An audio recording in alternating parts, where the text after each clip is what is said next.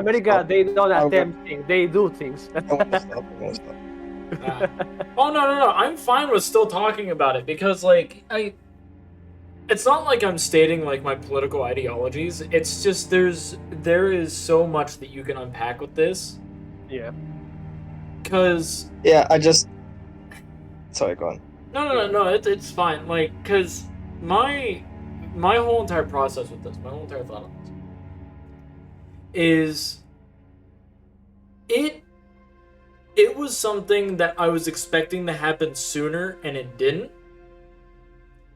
And the fact that it happened now and someone else died as a byproduct, and it was like a grazing shot, which I mean, A glancing blow. yeah, a glancing blow. And it's like, and then furthermore, thinking about it, okay, the fact that when it was 2020, it was like 2019, 2020, and my buddies and I in the house, like, you know, we had this whole entire like apocalypse scenario because random shit was fucking happening. Okay. Yeah. And like, you know, we all came up with one thing that could happen, and then one wild thing that could happen. And I remember we put like actual UFO footage being confirmed, Frosty subscribing for 18 months. Behold the second born. Behold. But it's like there was like so many different ones, and I put in one where it was assassination attempt. And about 2 weeks after I had put that up on the board for our basically apocalypse bingo, it turned out to be the case that there was an assassination attempt on I believe it was an Israeli ambassador heading to. I'll do Axel with the 19 months. Get one up. But Hey, yo. let's see. I think it was an Israeli ambassador heading to Saudi Arabia, and there was an assassination attempt on his way there. It's like, and I ended up, I got that point. I got that point from my buddies, and they're like, okay, so what do we gotta do? Oh, look at that! Thank you for the skill pads, Rebel. But yeah, like we played like Apocalypse Bingo just for whatever random shit would happen during that year. And so far, like I think we had everything besides 2 happen. And the 2 that didn't happen was a major city in the United States suffering some kind of nuclear fallout. Okay. Which that was close because a power plant almost exploded. That was like in New York. And then the other one was one of the wild ones, and it was somebody claiming and it making national news that they not only found Bigfoot, and then we put /cryptid, but talked to that cryptid. Never made national news, but there was like there was a bunch of people that were saying, it's like, I talked to Bigfoot, I talked to, you know, Jersey Devil, I talked to this, I talked to that. It's like, yeah, there's you saying it, but it's not national news. It was just wild that like one of them was close call with a meteor, and we had one. It was like 83 miles away from the planet, but 83 miles is pretty fucking close when you take into account space. Space. Yeah. Yeah. Shit's wild, yo. Yeah, shit is wild. But I hope that everybody's fine and not having assassination attempts happening towards them. You know, you're all nice and safe. We have to see if we can have a rest without an assassination attempt. Just don't star in Home Alone and you'll be fine. That's crazy shit, dude. It is crazy shit. Yeah. But as long as nobody's shooting at my players, let alone my friends in chat, then I'm okay. Mhm. They can shoot at me all they want. Put- I am Bones. I puts will down- anime dodge. Like, Puts down bonk hammer with criminal intent.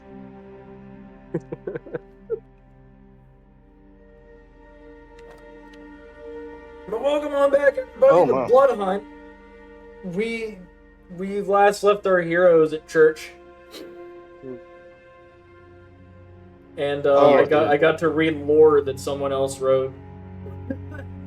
Which not only made my job easier, but also led to a pretty decent connection towards one of the player characters, which I was very happy about. Perfect. Whoop, whoop. All right, we are here. Yeah. Before sleeping, I think I was going to check something. All right. In the I don't know if I need to go all the way there, but just to check. In the room of the map, La la la. is there in here anything like ink to write something, or is only Oh, over here. over here? I would say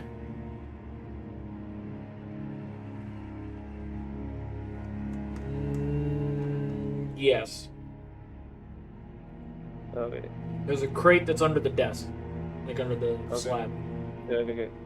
Perfect. So I'm going to grab that ink, and I'm going to go to Champ.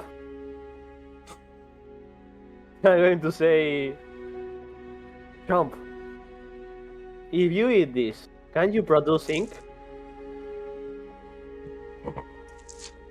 Yes. Here, take this. Then, and I'm going to feed him the ink.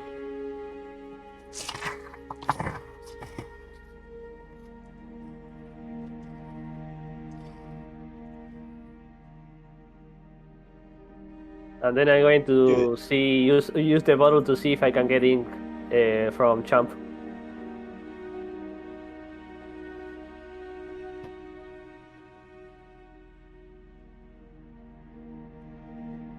As he just does the one meme face where, like, you know, both hands like are resting on like the cheeks as their head is tilted back and they look just full of bliss. Yeah, like he kind of does that with two of his tentacles as he inks all in your bottle. And he Champ all over the place. Okay. I'm a chump. I'm about to jump. We had to get the moist champ as our first summon. It's Perfect. No, we can have a jumping. Perfect then. I will need that. The chump is gooning all in your inkwell. Oh no! In the jar. I mean. Oh no! So no, my I'm going Rainbow to- Dash figurine. I don't know if we have any special properties, but I'm going to use that ink to write with. No, I think about it. With what thing I'm going to? I'm going to take one like little feather of my crest, and I'm going to use that to write at least the first part of the Scourge Annihilation spell. As we rest. I like that. It's like I'm going to write up here. It's like I can imagine Tonsal just like he's on his stomach, kicking his legs. He's just hand in his head, like head in his hand. He's just like doing the incantation all on the page, just all happy humming. He's looking like a girl in love, like one of those stereotypical girls in love in series, and then the first line just reads, "As stated by the greater evil." It's good. And then everything dies. The end. And everyone died. The end. and every Scourge died. Okay. No, so I'm going to start writing that. I don't know if I can ride everything because I need like all the 8 hours, and I'm probably going to rest in the middle. So probably I don't know, half or like a quarter of that I'm going to ride. So we start riding that. All right. Yeah. And I guess Jasyf was in watch, right? Yeah. So I'm going to do Yeah, my thing. You can do your thing. yeah. Everyone is resting Thank you, at the moment, serious. right? Except for the schoolgirl on the top balcony floor, right? Yeah, Yeah. basically. Okay. Chump is Uh, eyeing you up though. of course he is. He's been eyeing me up since he showed up in this plane of existence. Like he's under Sid's hat, but Yeah. has like his eyes just underneath the brim of the hat, looking right at you. Just staring. Yeah. It's basically like like sorry, I don't know the word right now.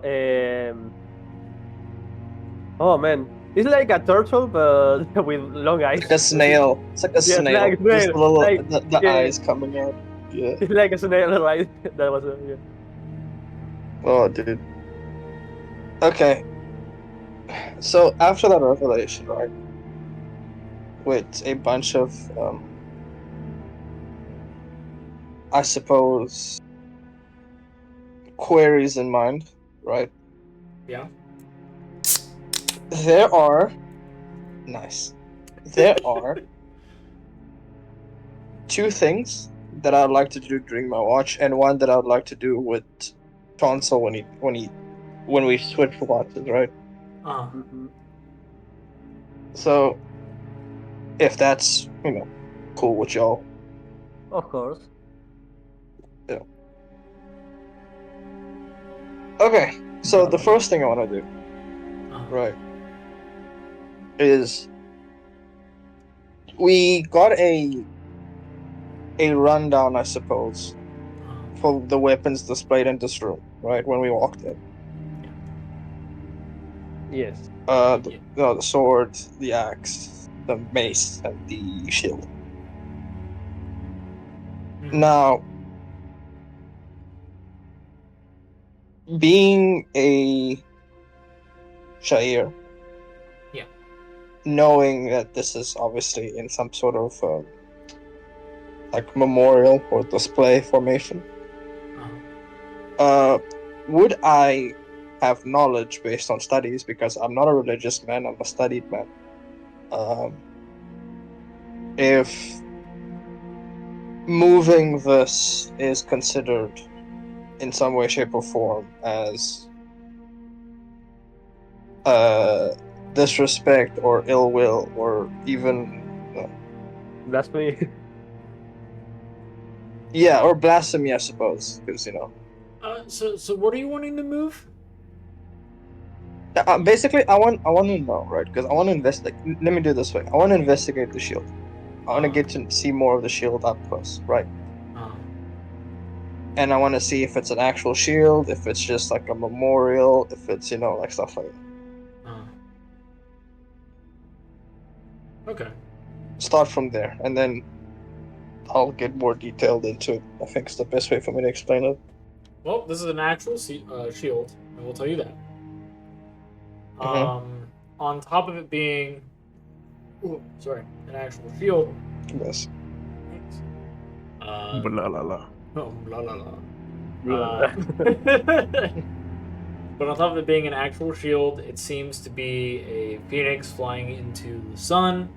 And furthermore, the metal itself is radiating heat. Oh, It does okay. look as if it can be moved. Okay. Now, the second part of the question is, seeing as how it seems to be an actual shield, and based on this, I'll assume that the rest are actual weapons, right? Uh huh. Um, is it uh, is this does this appear to be an abandoned temple? First of all, is this an abandoned temple? It appears so. Yeah. So it appears to have been abandoned, just left behind. So I would more classify this as an abandoned chapel. But yeah, it Okay, appears. chapel. Yeah, it appears largely abandoned. Uh, Kind of helps that there are dead bodies outside. So that just leads into: is it, or is it just really abandoned and those people were squatting? Right. And we're not really aware that there's something underneath yet, because I don't know if you share that information. Just that there's something underneath. Yeah. Axel. Mm-hmm. Okay. Yes. So now all I'm aware of is that it's an abandoned chapel, either recent or long ago. Right. My third question, as a part of the continuation of it, is: would it be considered disrespectful or blasphemous, since it is abandoned, to take such things from here? Grave robbing is typically frowned upon in most cultures,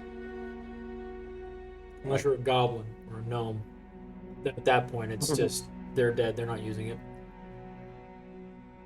Right. I'm also asking because I'm unsure if this is a grave or a monument. Right. And you can argue semantics if you would, but I know that they're still quite similar in stature. I just wanted to ask that. Okay.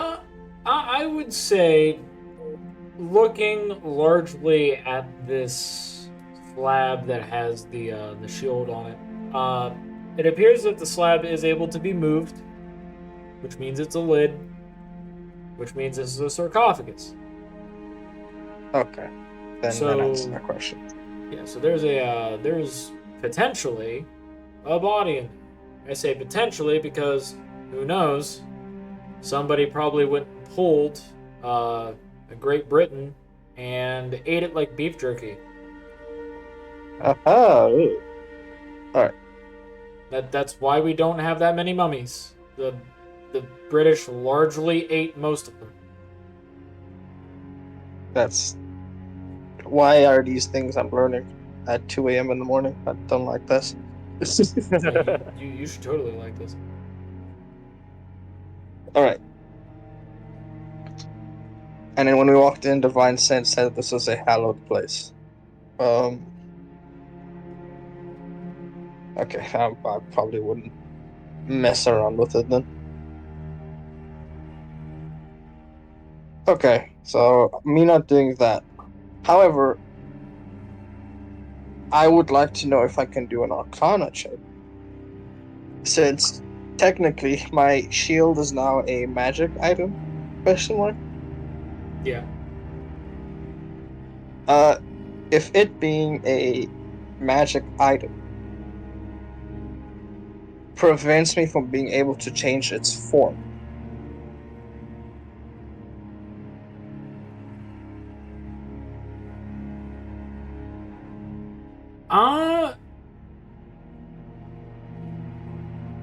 So, example, instead of buckler, right, the buckler shield I got going, make it so that it's uh, like a light shield, like a bigger shield, right, with a similar design, type of thing. At least shape-wise, not engraving-wise, right? I'll allow an Arcana check. Okay. Man. Boom. Good. Damn. Yo. Fucking sound effect. Oh, did it play for you guys? Yes. Oh no. It's okay. Every time that is not Sony, I mean, it's worth it. This is so funny. I was close to another one. Okay. So yeah, that would be 36. Sorry. So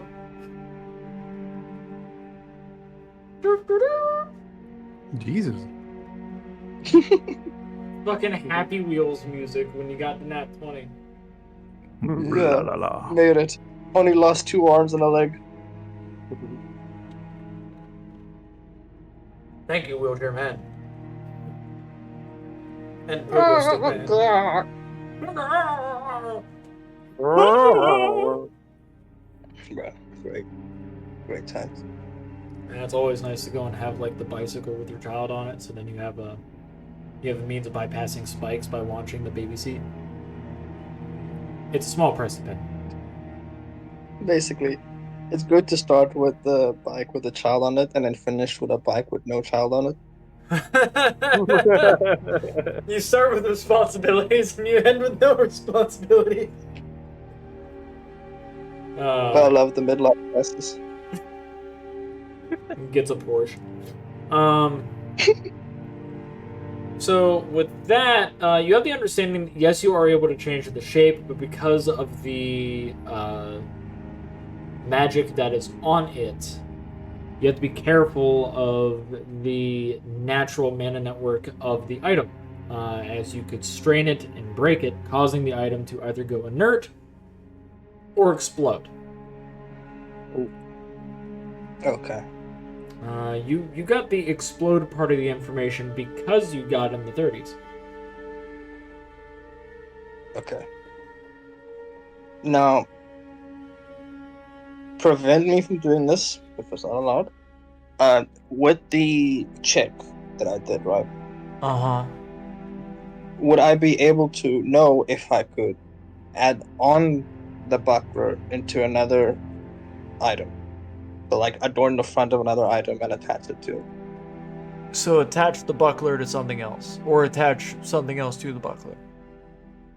Correct. Yeah. Would that also be a, hey, you can do this, be careful type situation, or If the other is it item is slightly magic, then safer? yes, it will be dangerous because then the mana is gonna mix, and when the mana mixes and they're not compatible, then it go Kaboom. boom. Boom. So a You go way to boom, think baplat. about it. So like deflects like, opposites nullify.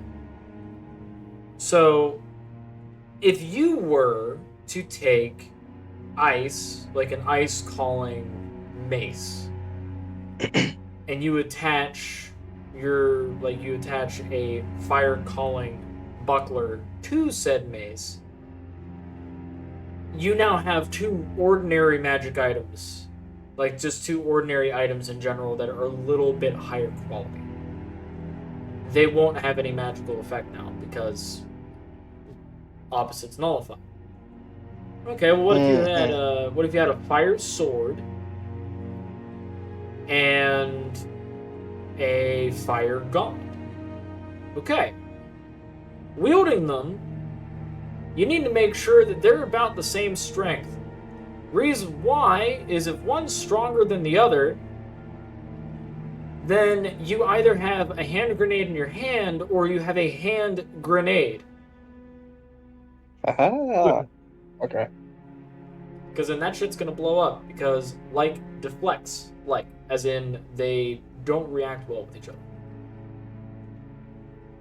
Okay. I see. So keep in mind, if But if somebody's it's casting Fireball and you want to counterspell by using Fireball, it's going to be an explosion in between you two. excellent, that is actually viable information to be aware of. But if it's for example this buckler and just a regular shield, right? Uh-huh. And I basically use it as an adornment for a bigger shield. Yeah. On the front. Then it should be fine because it's a non-magical item being grafted into a magical one. Just increases the network. Yeah, it'd be fine. Yeah. Okay. It's not necessarily going to increase the network unless like you graft it Purposefully. to it. Yeah. You have to give it a week for it to actually expand into the network of the item it's been attached to. Okay. Mana is naturally, I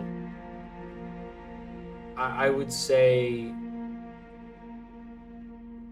invasive. That's why when you hit puberty for your race, what will happen is now you no longer suffer that limitation from the one disease that basically everybody has, but there's no cure for, because that limitation prevents children from having magic. Now you lose it. That's why you develop a mark or calling. Well, develop a calling or can get a mark, as your mana network is now allowed to develop, as it's been stunted the whole time.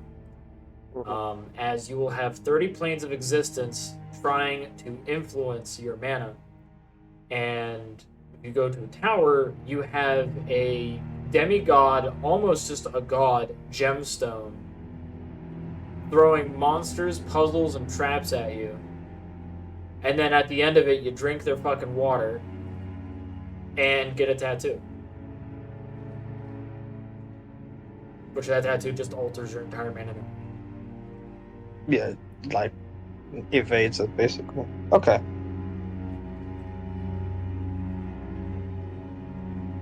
Okay. And final question on this subject is: does the enlarge reduce effect have the same explosive capabilities on shield? In what regard? Either like if I were to cast, or rather if I were to use my mark to increase the size of the shield, would it affect the network in such a way that it goes kaboom, or that risks going kaboom? No. Because No. you'd be Okay. using the Conjurer mark for that on something that has the Scourge mark on it. And the Conjurer mark utilizes a lot of gray mana, which is neutral mana. That's why it's one of the more powerful marks, and why it's able to replicate at a more minor degree a lot of other marks and callings. Is because it has primarily gray mana, which is universal mana. Scourge mark uses, well, it uses ruin mana. So gray mana works with everything, so it's not going to blow it up or negate anything. Oh, okay. So this is one of the, I guess, exceptions where I would be able to kind of change shape and size and all that somewhat safer. It's through the mark. Yeah. Okay. So yeah. So okay, because that's kind of where I was getting at. Is if I would be able to change the shield with the mark, because it's magical. But okay. I mean, I So was if figuring I'm as able much because to, you're a paladin, and it's like paladins aren't known for, armoring up their equipment. Like they're just kind of like yeah. like they don't do that. You, on the other hand, can and do. So, well, can because you Can, and have, as like now finding out more about it. Yeah. yeah. There's a Sure, lot of detail with yeah. everybody's marks and callings that provides context on what kind of mana you produce and use. And callings is obvious because the name of the calling is the type of mana it produces, except for Destiny, because Destiny provides gray mana. But Okay. as for marks are made up of multiple callings, so marks they'll have like many different ones. Like the Necromancer mark uses both uses both stone mana as well as death mana. So Okay. the flesh calling use flesh mana or some other kind of mana? Yep, Flesh Calling uses flesh Okay, mana. nice. Okay, good to know. Okay. Also, you should probably check if the big shield is magical or not before doing anything. I mean, yeah, it's radiating heat. I don't know if there's a check I can even make for that. That's a good point. Is there a check that I can do? I suppose it'd be Arcana in this case to see if the shield has any magical properties to it, or if it's just heat because it's a desert. Investigation, history, or Arcana. Investigation, history, or Arcana. Okay, I'm going to try my best one. Nice. Okay. From what you remember involving the ancient history of the Sultan that wielded this shield, this shield was indeed magical. The primary property that it had was during the day, anybody that gazed upon the wielder would be blinded. But at night, the wielder was incredibly fatigued. With this, it has the following effects: blinding beauty, and malign moonlight.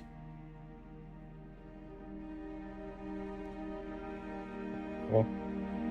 Blinding beauty is just if somebody's looking at you, like in your direction, and you were wielding the shield,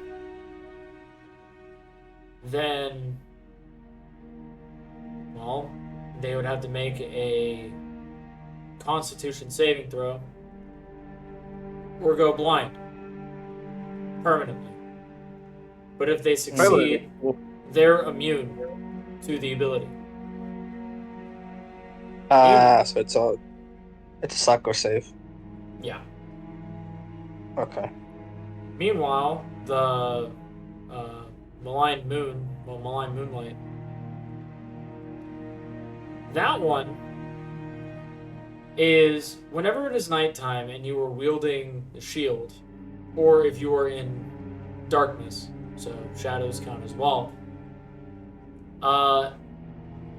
attacks against you are at advantage.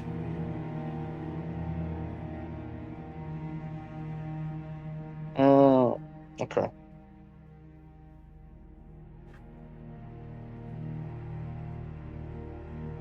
It's an interesting show. Also. You can permanently blind people, but the moment that it's cloudy as fuck, people can hurt you easily. Yeah. Okay, it's good to know. I found out more about myself and what the hell that tower did to me. Excellent. Okay, so that was number one, right? Or what I wanted to do during this. I'm supposed to be at watch, but while we're here. The second one is where is where's Gore's barrel?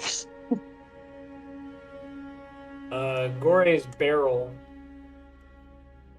is right here. It's right there. Okay.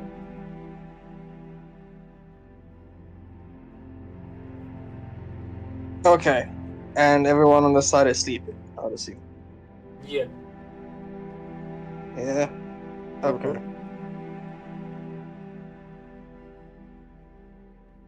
Oh, during my watch, while after that experience, and I'm assuming it's been a bit of time has passed since,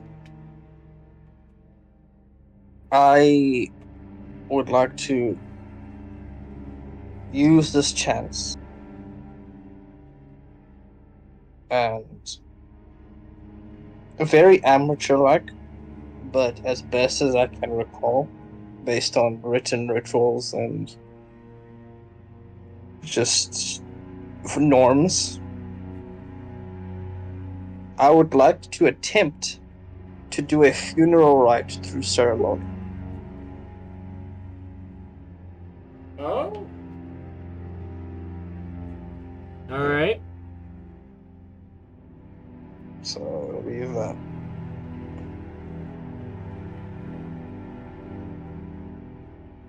So let's see. You want to do an elven burial, right? On your I pickled wouldn't be. friend. It wouldn't be burial because he's already Pickle Rick. It's more just the last, like the funerary rites, Ah, yes.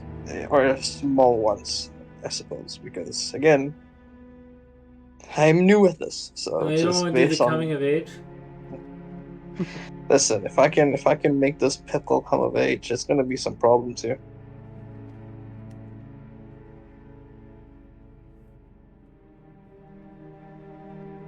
So you're gonna cast a ceremony spell. Do the funeral rite.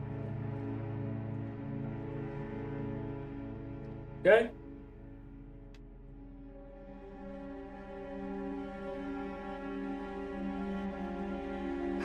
How do you do this? What does it look like? What does it look? Okay, Yeah, like how do you perform your funeral rite for Goring? Yeah.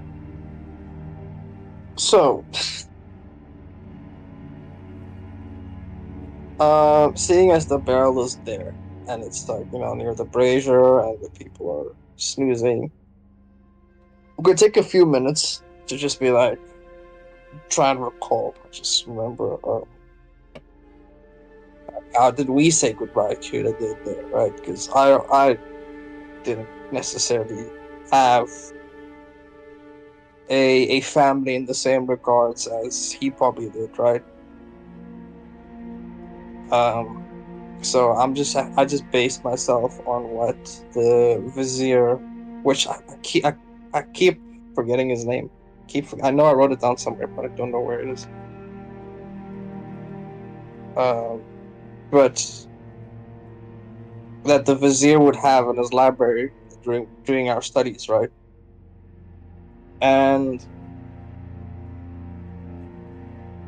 in bits and pieces, as I try to recall this, and as I try to recall what we would do to people who had, by by lack of a better term, no one to return the body to, right? In a direct sense, I would recite. Okay, thank you. I Gotcha, would buddy. recite the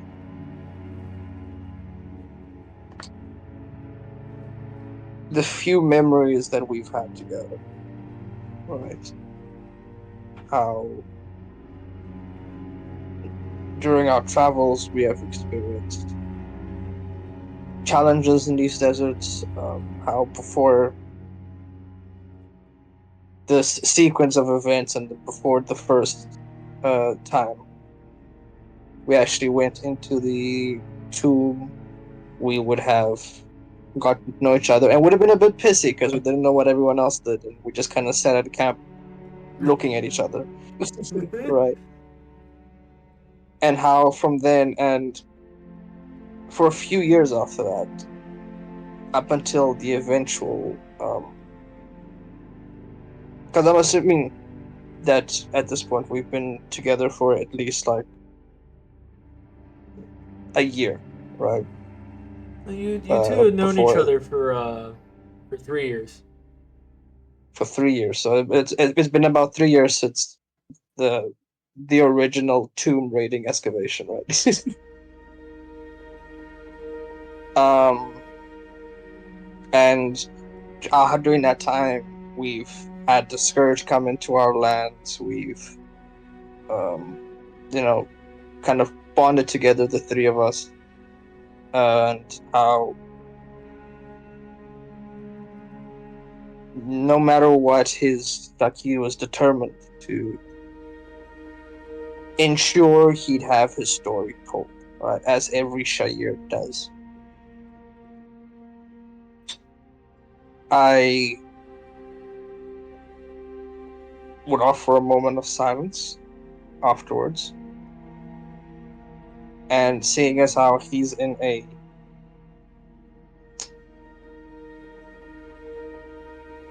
container, for lack of better words. He is in a whiskey barrel. He's in a whiskey barrel. Well, He's a quite musty. barrel. I'm a Sorry, tequila barrel, and I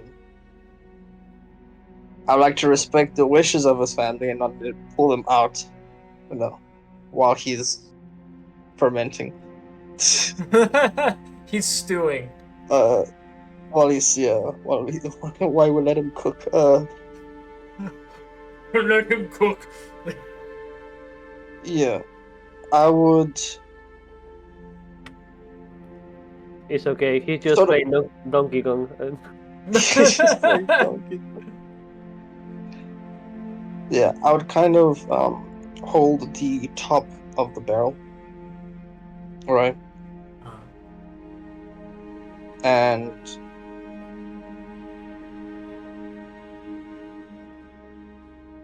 feeling extremely awkward because I am not a religious man and share your culture towards the idols I was raised at Donwaith. I'm going to speak unto Reiki that as he's already taken a spirit and has already set him on his journey on his guided journey onto the afterlife. Yeah. That that even then he continues to be watched over by the idols he so followed in life. And I would sigh, and I would finish the ritual and finish the spell that way because that's all he would know at the time. Alright. Now let's see. You used the ceremony spell. Alright. I will allow you to make a religion check at advantage, and if you do well enough, you get a high, low, good, bad.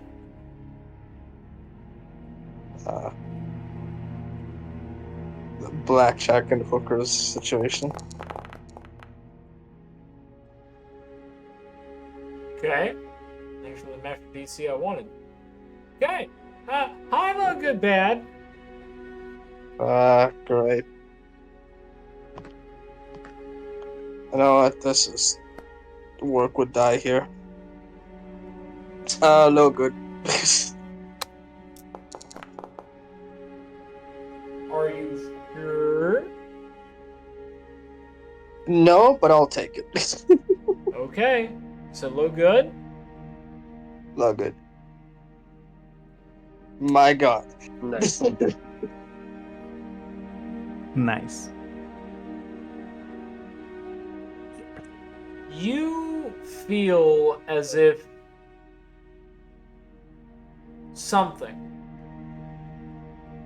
was watching over the funeral rite, watching over your kind words and your respect, and you feel praise,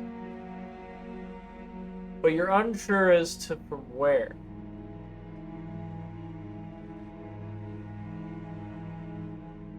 It's as if it's from all around you. As if Helios is thanking you for paying respect to one of its children now lost.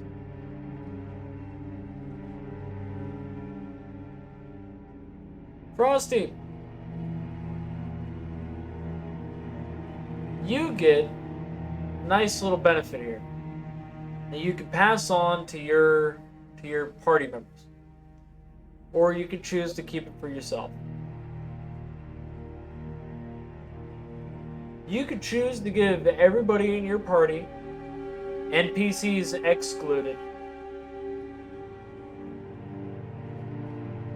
their own inspiration die.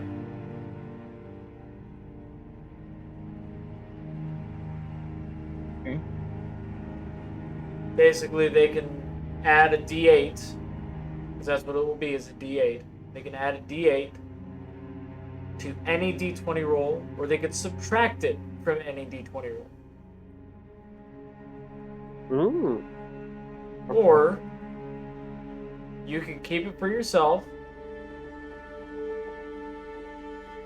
And if you keep it for yourself, you know that little debuff you have?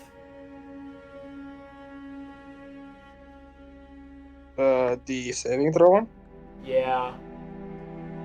Yeah. For the first 2 rounds of combat, you could have it to where you actually roll at advantage for your saving throws.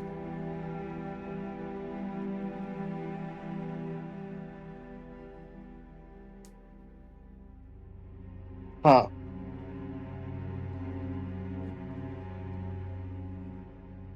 All of this is usable at least once. Well, at most once. Just So, okay. So this 2-round thing would also be once.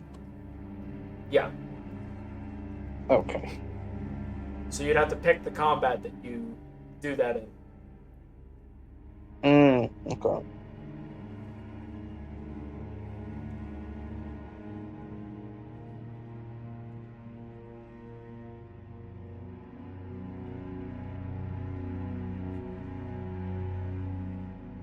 I am going to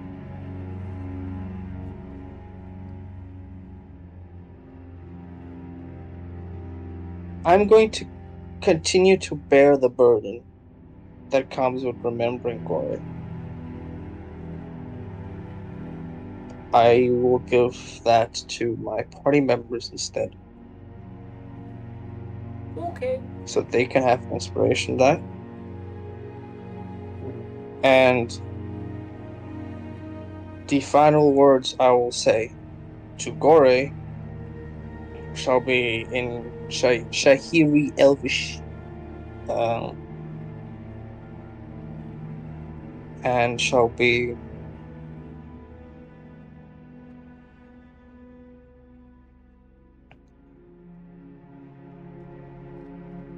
may your stories echo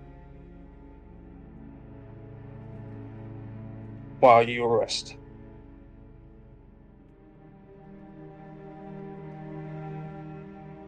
And with this, I will think to myself that these will be the final words that I shall utter to Gore.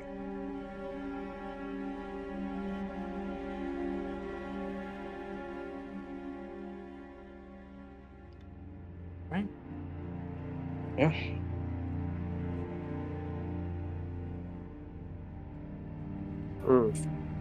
I have a question about the inspiration dice.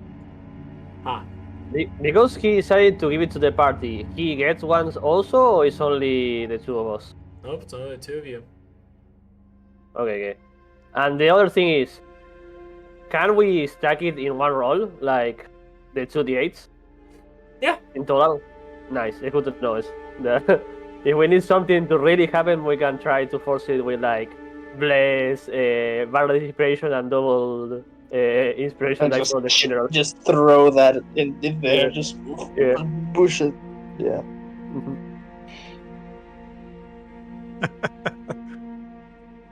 It's like this is going to happen whether you like it or not. We're gonna tame another monster. Let's tame the worm. Yeah, we're just gonna take. I'm just gonna go in and learn how to do guidance real quick, so we can. Oh, guidance, yeah. No, I don't know how to Oh, do guidance. you could use your calling for that, maybe. The mark right there. Maybe. Oh, the mark. Yeah, but that'll be for another time. Maybe. I can only imagine that for some reason we tame the worm and then Jasyf is basically like in Dune riding the worm. Dude, Hiya! I'm gonna be honest with you.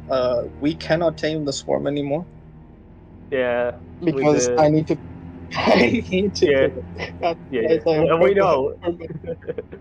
It will be It's funny. crazy.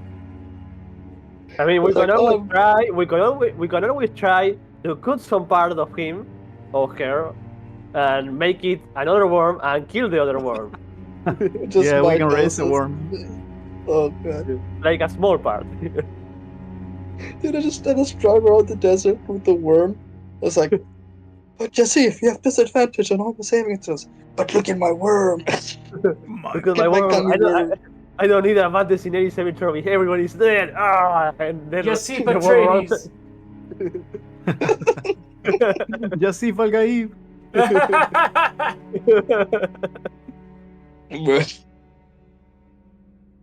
But yeah, those would have been the only things Lala. that come to mind. By myself, I would like to finish my shift, and then when Tonsal starts, I would like to do something with him if you would like. Yeah, of course. Yeah. Okay.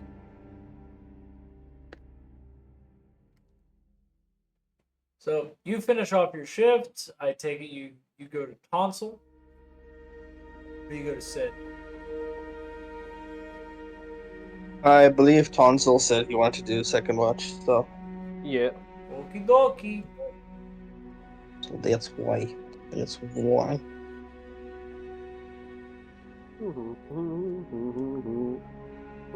Ah, better. My thing is. You touch my blalala. Your brother has fascinating dreams. Are you aware of that? Oh yeah, we shared a dream once. It was very weird. That sounds uncomfortable. Oh yeah, there was a monster that was trying to kill us. Yeah. I think Mm. we never told you that it was the first time we went hunting together. After we left home, we find well, how do you describe it? It was a humanoid, very big monster that it was wearing like a skull for head, like an animal skull. Yeah. For some reason, it was able to enter the dream of people, and we have to fight it in our dream. And when we wake up, the guy that we basically take with us to explore for creatures to hunt was killed when we were sleeping. It was a very traumatic experience. Oh, After my that, some creatures condolences. that seems to come from maybe hell or something like that.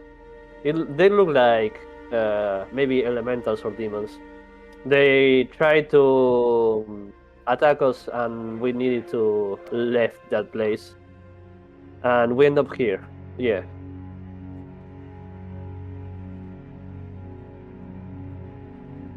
That sounds, in all honesty, quite less like a dream and more like an actual trauma. Oh no, the part of the demons for real. Blalala. Ah, The part that of the humanoid creature with a skull for head was the dream part. But we also see it in reality, so we think that it was attacking us in our dreams. that makes it much better. Yeah, and To after say sarcastic. we yeah, and after we asked about it to the guide before he died, he said that that creature was known as, oh, I don't remember the name now. It was oh no, Jamaica is the worm. I don't remember the name of the cryptid. Ah, Najama, the Najama. Yeah. It was the Nayama. Seems to be a creature that hunts by invading the dream of people and killing them as they sleep. I see. Oh, Someday we will get back there and avenge our fallen friend. But until then, we are here with you. avenge, huh? And this whole time, I'm just staring at the statue that had like weird liquid coming out. Just like it's just like, at this point, I'm assuming it's like almost stained into the statue. Is that normal? I'm going to point to the statue. I'm afraid not so, but what what is these days? It's not going to be dangerous, right? I don't think so. I gesture to the to Rin on top of it. If he's Yeah, up there, I don't think it's the worst thing. understand. Okay, so you can go rest now, Jasyf. I will take it. I will take the watch. Um, You need something? You can before tell me. that, we we haven't really spoken much. You know, kind of just it's a bit odd. It took a while to realize it, but with everything being as dangerous as it has been, I can't really blame. Tell me, how is how is the world outside of this desert? Oh, I see. You haven't get the news. The scourge is everywhere. There is little places that are still uh, that are able to survive and are safe to safe as much as it can be to live in, but most places are uh, totally controlled by the scourge by now. We were running away not only from that creature and the demons or elementals that we found, but I think they were harvester. I think maybe, but also because the scourge was expanding at a rapid pace. We end up in the desert where seems like the influence of the scourge is also rich, but there is less to worry about. Probably because there is not so many creatures to infect in a desert like this. Hmm. And then what was it before this plague came to be? Before that, well, it was pretty beautiful. A lot of forests, rivers, cities full of people, with all kind of races and well, a lot of good prey to hunt in the Hmm. forest and the mountains. But well, to be fair, I didn't explore a lot. We were traveling for the first time with my brother when all of this happened. Before that, we were in a city where most of the population are humans.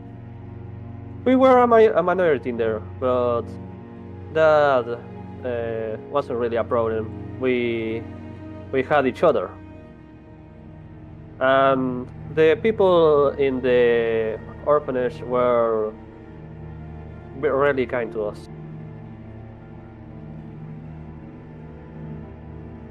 I see. There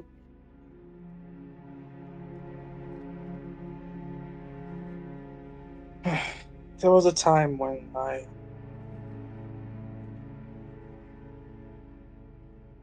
I would read and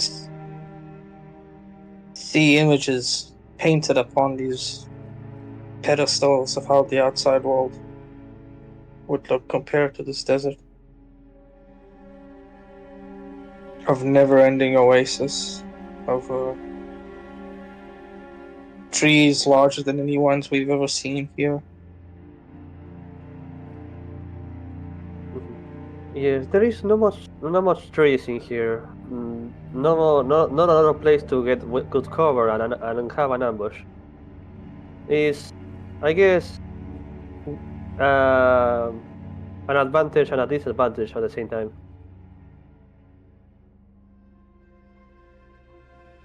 I suppose so.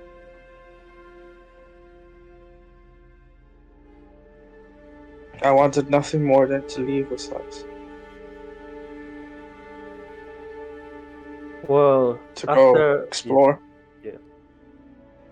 Mm. and well, with everything that happened, I was going to ask if they wanted to come with.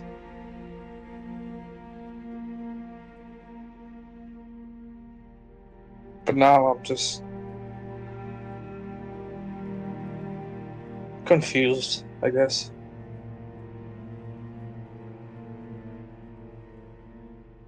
Well, a lot happened. You lost a friend, and we are dealing with, well, something that most people will say is a task uh, almost impossible. But the I think we have a good shot at it. Hmm. I would hope so. This After, might sorry, yeah. no. Here you go. After we finish everything we did with the worm, and we are able to find the place with the ring and use the spell, the outside world will be safer.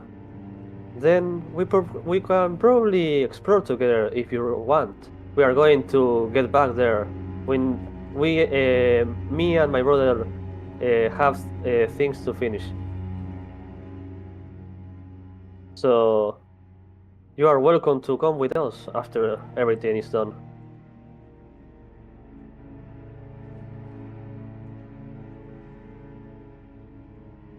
Kind of. For the first time during the conversation, he'll break a line of sight with the statue. Look towards you when you say that, and while considering it, he'll feel the weight of Soul Saver upon its holster, and then say, "Well, I guess these are things to consider."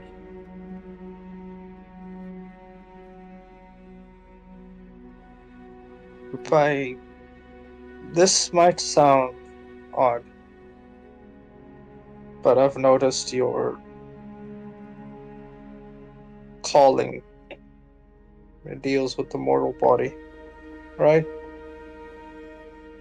You can say that I'm good at dealing with the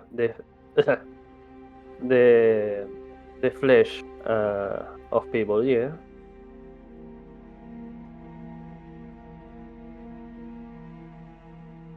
I was hoping that we would end up in a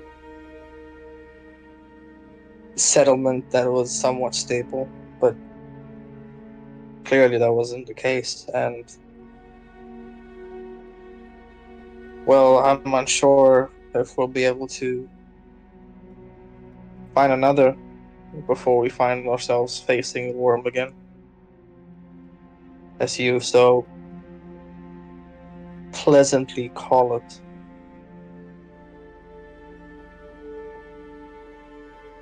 So I'd like to ask for your assistance, if you wouldn't mind. If there's anything that I can do to assist, I will be happy to do so, as long as it's uh, something that I am able to do.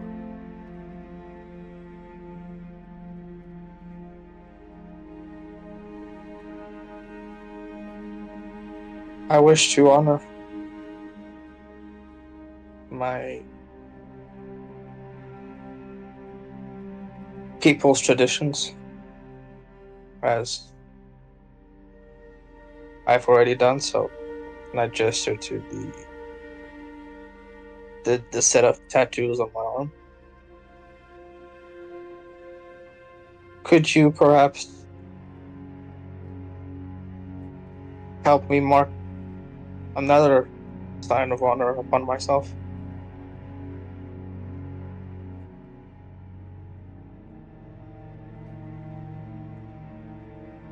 I see. So you want to get a tattoo to commemorate your friend, or at least the events that happened. I think More I so can. Yeah, to sorry. make sure that his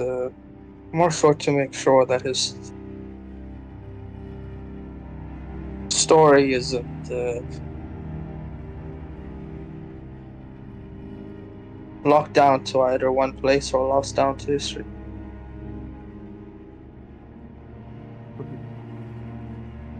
Then, then you probably will want it in a place that is not easily lost. You want it in your chest, your back, your head. Limbs sometimes can be lost in action.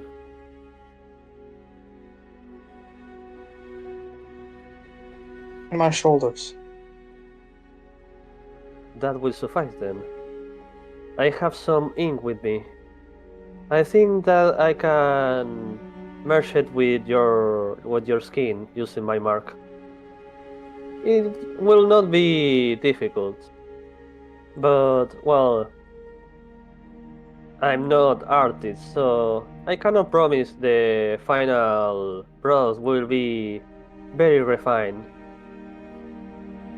But at least you will be able to uh, distinguish the style that you want. So, what do you want to use? Like, what kind of tattoo you want, basically? Yeah, what images or whatever. Yeah, right. I'm concerned you're using the chump ink. I'm not aware of that, and thank God. Anyway. Yeah, yeah. Basically using the jumping because that's the thing I have. Yeah. You had perfectly good ink before, then you fed it to him and let him recycle it back in the bottle. Dude. I'm about to get goon ink and I don't even know it. Anyway. Chump's gonna goon all over your back. In the shoulder. I can't believe you're getting a secondhand gooning all over them Dude. shoulders.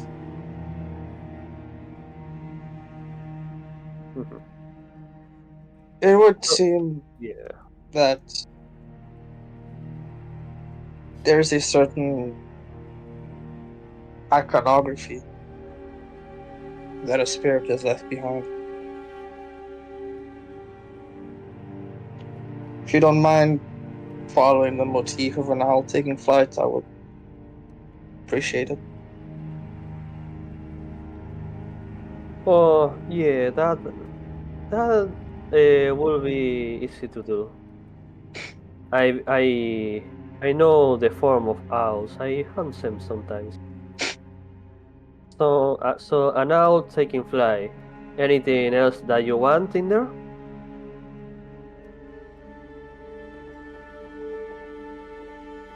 May I see the I didn't even ask if you had any form of stamp or ink or whatever that you might require for it. Oh, I have some ink that I take from Chomp if you want. It's very fresh. Well, now you know. Now I'm highly concerned. Wait, fresh? Yes, I feed him some ink to make sure that we have extra.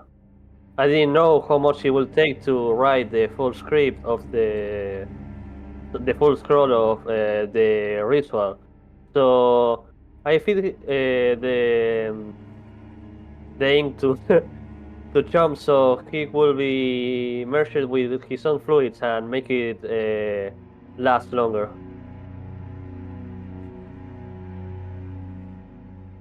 Let them fluids mix. Yeah. I'm frightened, even though I'm mute. You have bypassed my immunity to fear. Well done.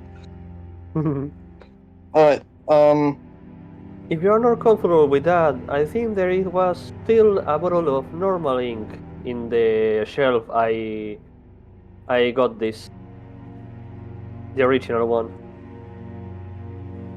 uh, let, let me have a look at it first, and then I'll ask if I don't want it or not. I mean, if you don't get the chumph ink all on your back, you're gonna miss out on that special flumph mount that I'd be giving you. It's basically a horse that has like a flump for the head, has tentacles hanging down, looks eldritch as fuck. You know, just Dude, yeah, it's gonna be an eldritch owl. Just has all like over my back. telepathic smiting. You know, if it's a creature with an intelligence of 3 or higher, you're able to smite it as long as it's within 60 feet. It bypasses walls. It's amazing. Amazing. Like, you could smite through your fucking really nasty jelly horse. But nah, he wants some Dude, normal ink. I would be able to blah la la at 120 feet. That's crazy. Yeah. Also, because it's from Chomp, it gives a +1 raise. Not charisma, only +1 raise. Specifically, Riz. I Yeah. will give you a whole new fucking ability score. Oh, no. Honestly, I will bring back I believe it was Advanced Dungeons and Dragons that had it, where it was the quote unquote 7th ability score, comeliness. Okay. What does sorry. What comeliness does? That's how you spell it. That's an actual word. Comeliness. Yeah. I'm pretty. I might be wrong, but I'm pretty sure it's OME. Otherwise, that is a poor etymology study right there. Comeliness. Oh, I know. Yeah, you're right. It is. Yeah. Bro, I was about to say, if it's spelled like that, dude, I'm going to comeliness all over my bed tonight, dude. Like, noun, the quality of being good-looking and attractive. Synonyms: beauteousness, Riz.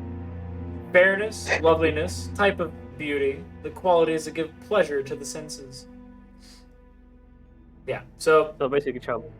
yeah, Chomp. Basically. But yeah, comeliness. To calculate your comeliness score, it's your what was it? You take your charisma modifier and you add 10 to it. That is the actual score that you have.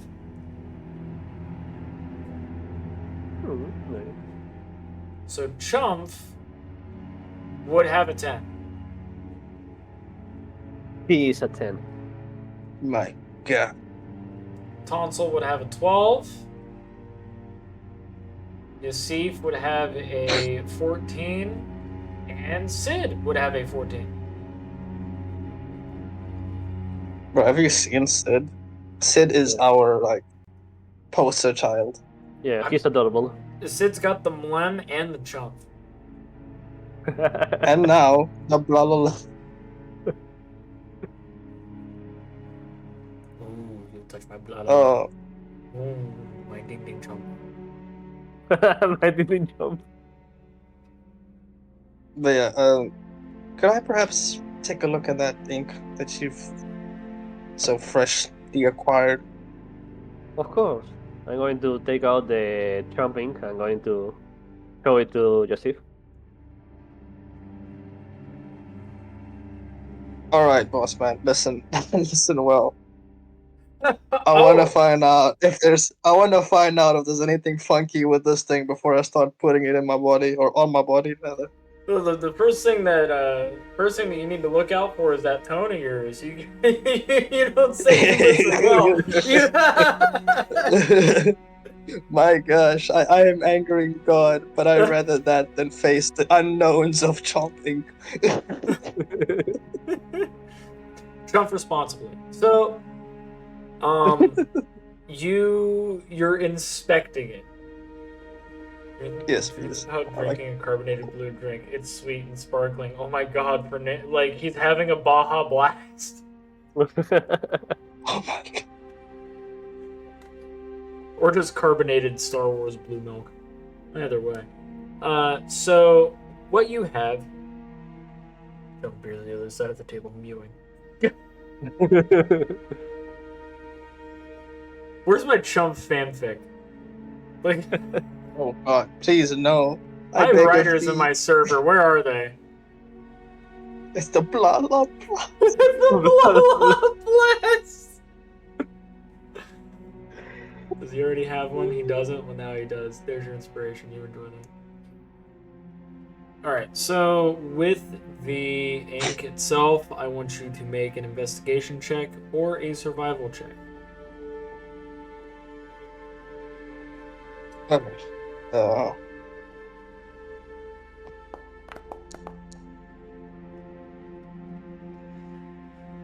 Alright. It has no special properties besides the fact that it stinks a bit. Like, it smells like, it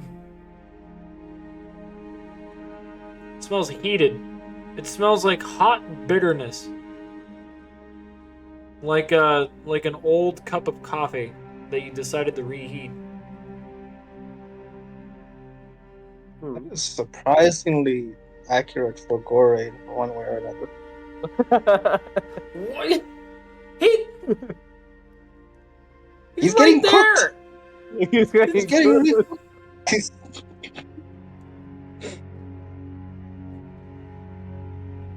No, jokes aside though. Okay, so Surprisingly besides accurate for my friend of 3 years. Proceeds to be like a total of fucking 20 feet away from the body. Also, hey man, listen. Also I'm not going to do it, but if I want to, like, could I with the flesh collie make Gore marinate faster? Yeah. Okay, no, just to know. And make him ferment faster. Yeah. Add yeast. Ugh. He's gonna be turned into soap. Yep. Who Okay. steals the soap? Who dropped Gore? Epic Gore. Oh. Okay. So, Just put Gore in a sock. Then you'll have a story. Okay.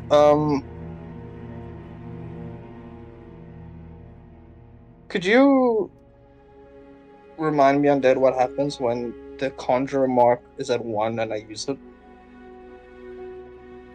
Is it just a use That's and just a then the use. con save starts, or Yeah, it's just a use, and is then this every time that you use it after 0, or every time that you use it, every time that you use it after 0, it's a con save DC 10 plus the amount you're going over. okay?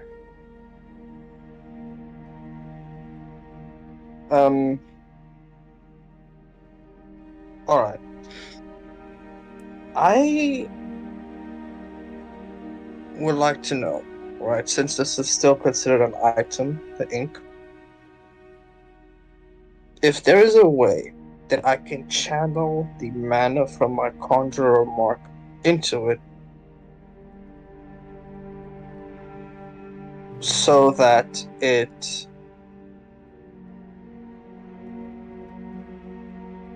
that it's infused into it, right? So that it aids in um making the image that I would like to have it be, right? Since Tonsal has stated he's not great with the finer details on it. Okay, so Almost like basically, memory ink type of thing. yeah, like you're having it to where you're doing a combination of both your calling, well, not sorry, calling your mark with his calling, like just coinciding with it to get it to where this will operate the way you want it to. So it takes the form that you desire. Correct. Yes, fine. Okay. Then yeah. I'll actually do that. And I'll Damn. be I'm getting rated. yeah, I'll basically hey yo, hello Raiders. Let me go and also get the proper shout out too. Let's go. Yeah. Let's go. Hello, Raiders! Welcome on in. I'm Undead Commander and Tropical Skeleton VTuber. I do TTRPG content. I also am a TTRPG author, which my campaign setting is for free. Every now and again, you'll see the Ko-Fi link to that, so if you ever want to download it, feel free to go and do so. Welcome on in, Terramundi. Very much appreciate you being here. I know that you have been streaming for a bit. You were doing a special event. Ooh, what was it? But if you have to do any after stream care, please feel free to do so. Very much appreciate you being here and trusting your community with me. Currently, we're in the middle of a player getting a tattoo done. It was your debut! Ooh, I'm gonna hop on your channel real quick. Bulgars. I'm gonna drop some subs on you. La la la. Where's your beautiful butt? Where is your beautiful, beautiful body? I'm going to drop some subs. And then he's going to start sniping people. Uh-oh. No, I can't give you subs. Ooh, there has to be another way. You're not even. You need to get there. Yet. Oh, I wanna give you stuff. I can't. Bullshit. You wanted to do something nice. Please, Next keep time, your next time. PayPal. Nonetheless, please feel free to go follow. Well, yeah, please follow Terramundi. So then we get them to affiliate. So then I can dump my love all over them because they deserve it.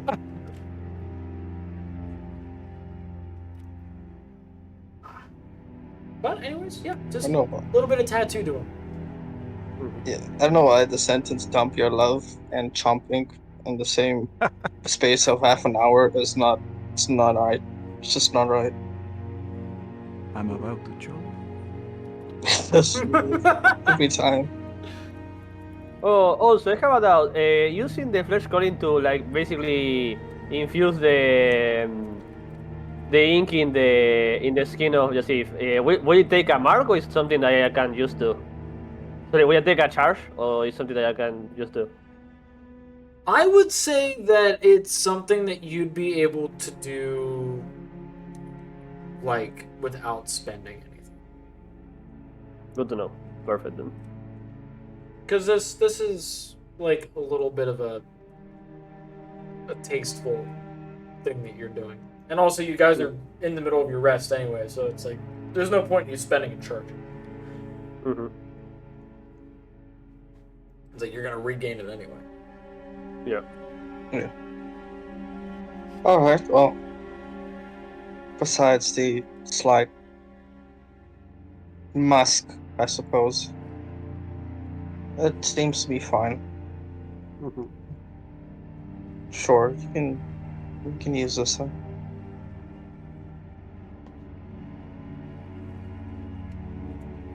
Perfect then. So you want to start now then? Yeah, that way I can sleep through whatever pain it might cause. Perfect then. You should probably sit down in the stairs then. Yeah, I'm already going there. We're gonna braid each other's hair, paint each other's nails. Just sits, moves scarf out the way. Shows you the back of my shoulder. Just gonna point right there. It's fine. Oh, how lewd. He's I'm showing going to. shoulders! I'm being distracted! So I'm going to basically um, take my clothes. Yep. I'm going to put it in the ink, and then I'm going to use them with the flesh coloring to start drawing the owl in taking flight in the shoulder of Jasyf. Um, what are your tool proficiencies? I think These I have, tools and cook's utensils. yeah, basically those two. Alright. I'm gonna have you make a base intelligence check. This is for you to like do the rudimentary shape of the owl.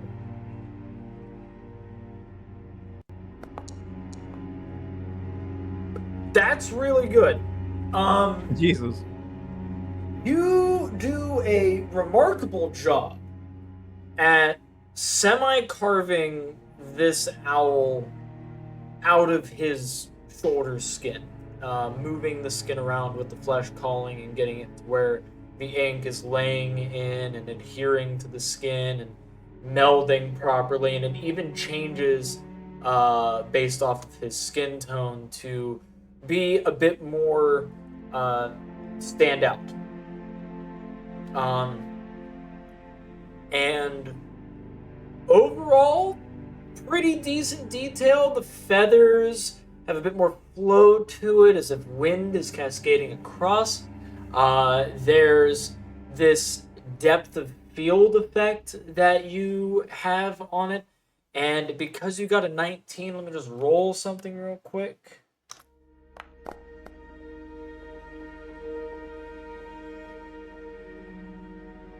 Who do you worship? Taniwa. You worship Taniwa. And Sid worships Gasyf, correct? Yep.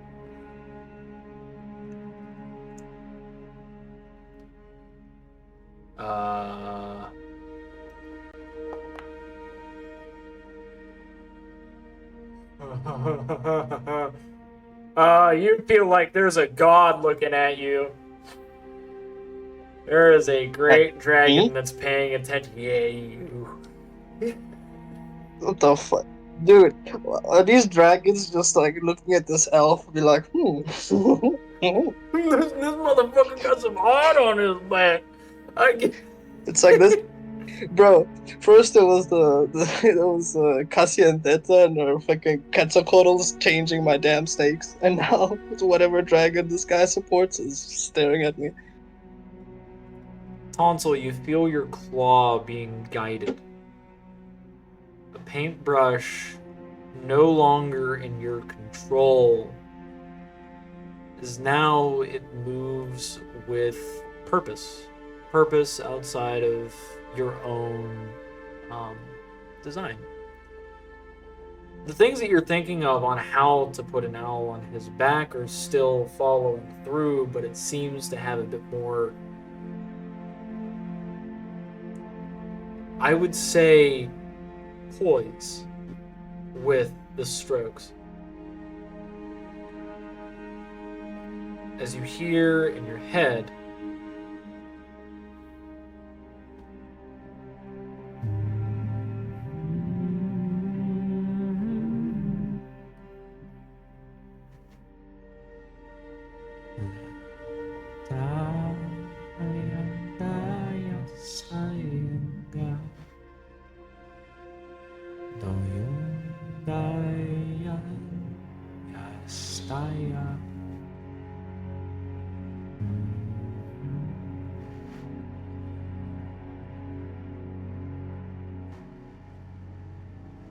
as I feel this, the feeling of basically my God watching over me as I paint and start guiding my hand, and I hear the humming in my head, I start to myself start humming the same rhythm, like the same song, and continue working on Jasyf tattoo. Sid? Meow. I don't know why. Oh, sorry. Blah, la, la. There we go. This is actually incredibly important. And this has me on a level of concern. Like this concern.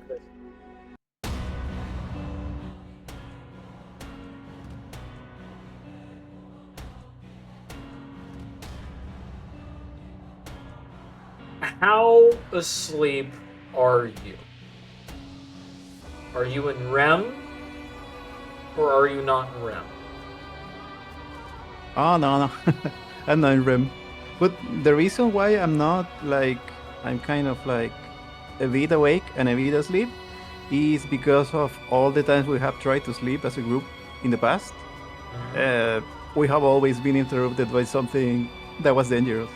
So my brain is like kind of active, but it's also trying to sleep because we were tired because of all the fighting that we've been having to have for the past 5 days, I think, in a row, like nonstop. So yeah, I'm paying attention, but in like a dreamy state. I need you to make a perception check, please.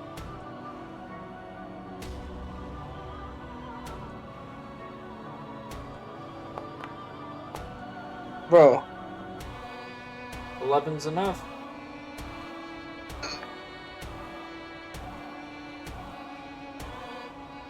You hear the humming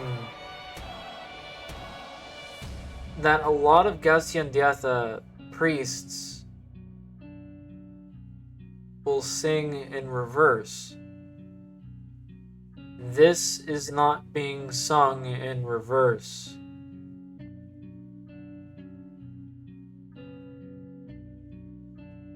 Typically it's sung in reverse to keep Gasyandetha away. You're hearing the humming of the song in its appropriate manner, which would summon Gasyandetha and draw her in.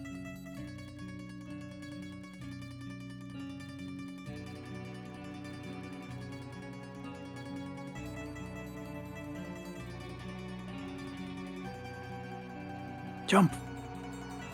Jump!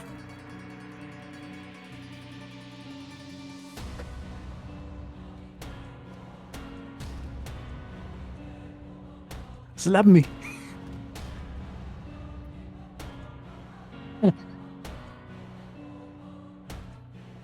Can I still hear the the music? Oh, yeah. Oh, this is real! What? What? Jump! What's going on? Can you hear it? Yes. Yes. We need to talk about a dream I had later, but not now. Blah, blah, blah. What's going on, guys? Guys! Why do I hear gas? I can hear gas.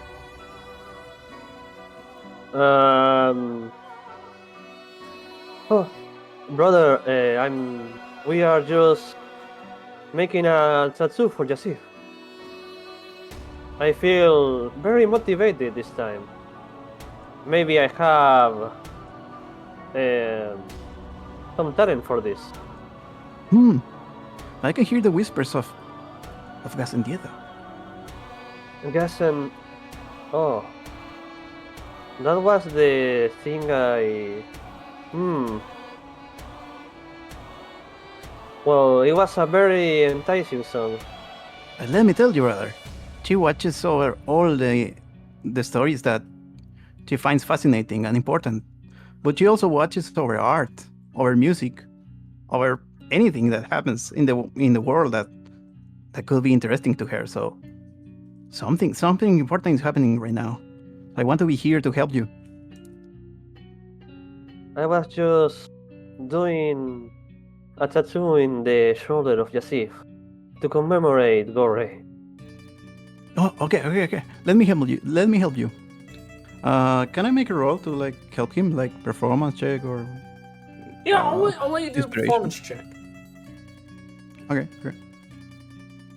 I'm just gonna close my eyes and focus on the like going to try to lose myself in the whispers of the summoning ritual that I'm listening to, and forget about everything else and just like put my hand on my brother's hand. I'm gonna climb on his shoulder probably because I'm too small to like stretch and and I'm going to see if I can help. I feel like this is being blown out of proportion. It's a simple tattoo. Wait, I'll give you inspiration just in case you need it later. My brother is very passionate about art. Nothing to worry about. You were saying that the song was the song of your god, brother. Oh yes. Listen, she's not my god. She's everyone's god. She's the god of stories and music and art and everything. We owe everything to her. Anyways, let's see if I can help. I was singing it in the right way. I think maybe I butchered it. You know, I'm not good at singing. Focus, brother, focus. I will continue then. Yes. I have my eyes closed so I can see. You hear her voice clouding Tonsal as Tonsal involuntarily is singing the song, but it's her voice coming out of his mouth. I need you to make a religion check, and because you rolled a very high performance, you get to do this at advantage.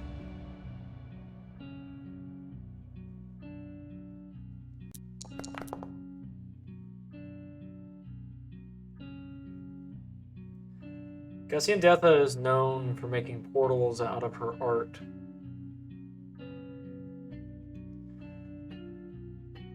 And if Tonsal is singing this song not in reverse, that means that he's acting as a vessel for Gasyf, which means the tattoo on Jasyf's back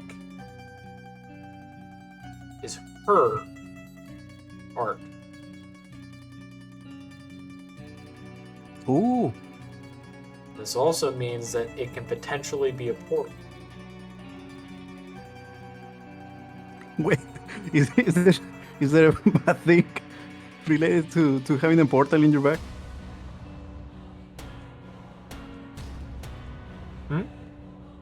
Is there any negative, any downsides to having a portal on your back?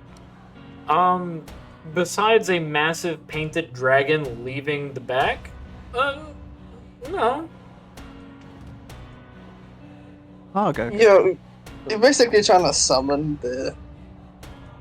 whether you consider her evil god or not. It's like, Or something for her plane at least. yeah, or something from her play. She is going to realize that the art is like something like really special, and he's going to start like dancing. All right.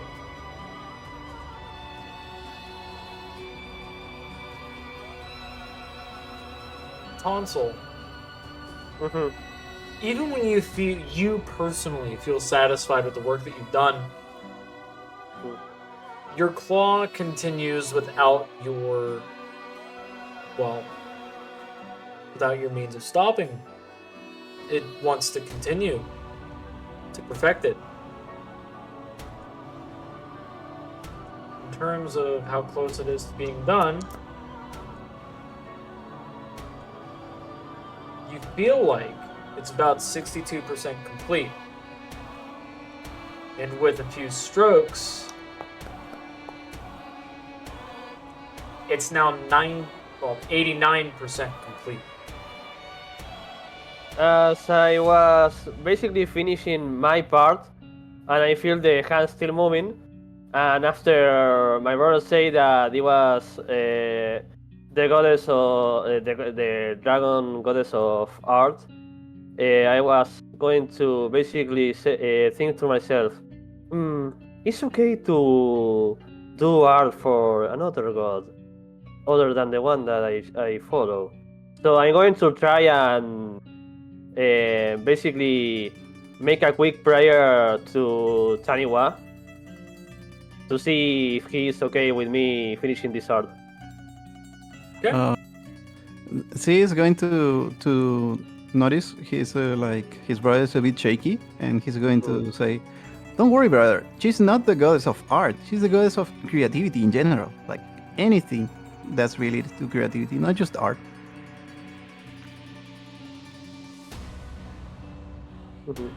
I would like for you to make a religion check, Tonsal. Let me see. Religion.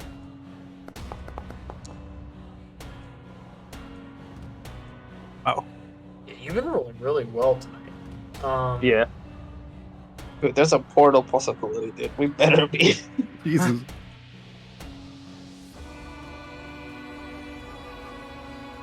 Okay. I need you to pick high, low, good, bad because there's a chance Tony Wah doesn't answer. No good. You sure? Yes. Nice. Wow. Finally. No, we have You always two miss portals those. in your back. I'm gonna give inspiration to Jasyf to use the case. Just in case the back of Jasyf explodes. Okay, constitution roll. Dude, I'm just staring at my like arm tattoo, how different it looks, and wondering why it's like why your claw is going further back than I asked. You know. You see, he's gonna start playing the lute and singing.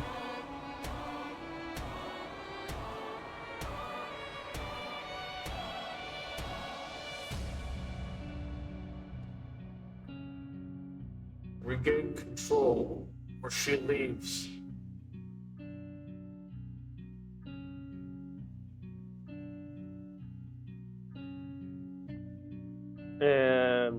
Hearing that, the voice of Taniwa saying that I should regain control of myself. I'm going to try stop the process of the tattoo. Okay. That is a wisdom saving throw. Wisdom saving throw. Look me a 1. 4. I think I'm going to use the inspiration from my brother first for this. Okay. So 1d6.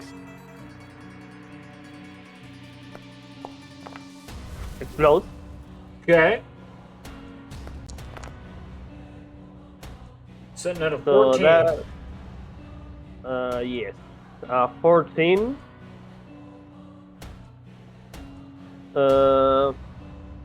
I have anything. I have the other thing, but I don't want to use it in this. I don't know if it's going to be really bad or really good. This, so I don't know if I use the D8 now or not. Because you were level 2, I will tell you that if you fail, Gasyf will be freed. And That's so bad. So there's gonna be 3 great dragons on Chalanwa. That's 18. 18 matches. Okay. I was gonna say if you need to, you could take my thing, but I'm glad. I mean, you give me this, so I'm going to use it to try not to make your back explode with the dragon. Jesus Christ, Lord Almighty, help me, please. I'm praying to gods that don't even exist in your storyline, dude. That's how bad this is. So you say that matches? That matches. I'm going to exert extra strength in my body. I'm going to basically use my flesh calling to stop my own hand, and I'm going to basically drop back and sit down, trying to get my hand away from Jasyf. Okay. You pull away, fall back, away from him. As you see, the owl is complete. Let's see, out of 11%, how much? At 2% left. 2% until it was completed. Like, complete in her mind, anyway. Mm-hmm. As you pull away and you witness the tattoo, it looks as if it's an actual owl flying and wanting to leave his bag. And you see its head moving, its wings flapping slowly, as if its art manifest into reality.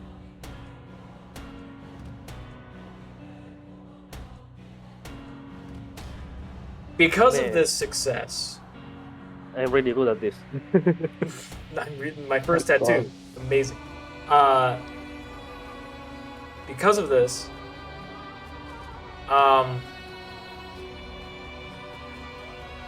you guys have unlocked a strange fast travel option. Okay.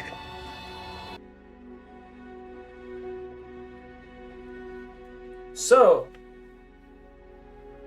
it had 2% left, and you managed to stop yourself. Once per month, you can choose anywhere on, for Jasyf, it is Omadai, but for Sid and Tonsal, it is Chulanwa. You can choose anywhere on Omen itself, and wait, like a painted owl will leave Jasyf's back, wrap the party in ink, and you will be whisked away to whatever location you've chosen. Afterward, the owl will rest on his back. When the owl is ready for use, its wings will be spread. When the owl has been used up and is in its cooldown state, its wings will be folded up.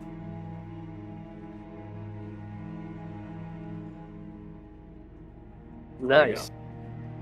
Wait, when you say once a month and you say one of the months, you mean that we only can use it in that month?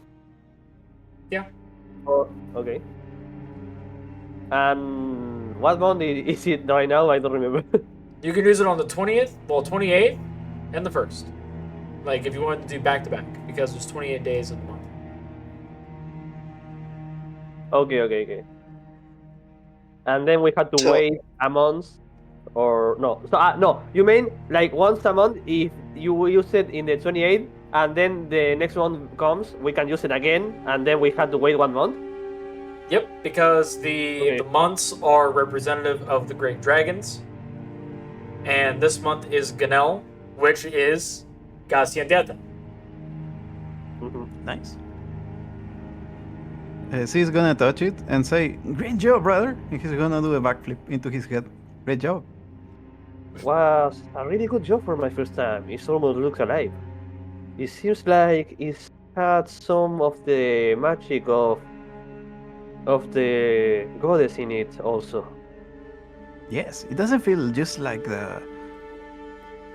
any kind of tattoo or any kind of drawing. It feels so magical.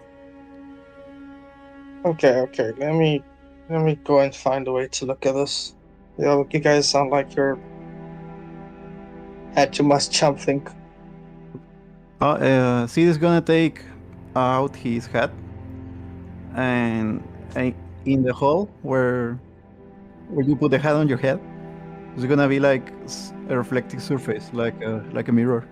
He's going to put it on Jasyf's back so he can look at the tattoo. Do I need another like surface to kind of reflect it back to my face, or can I see it as it is? Wait, I'm gonna. Yeah, you Chump, need two Chump, mirrors. take this. He's gonna give Chump a mirror, so Chump can stand in front of Jasyf. Every time I look at your face, all I fear is despair. Hi. What's good, homie? Actually, you can look at Chump's forehead, and it's reflective, so you can actually see the mirror in the head. Wait, can I? He doesn't even need a understand mirror. you. I molded too hard. I didn't know he could speak. Lead. I have that headphone did it.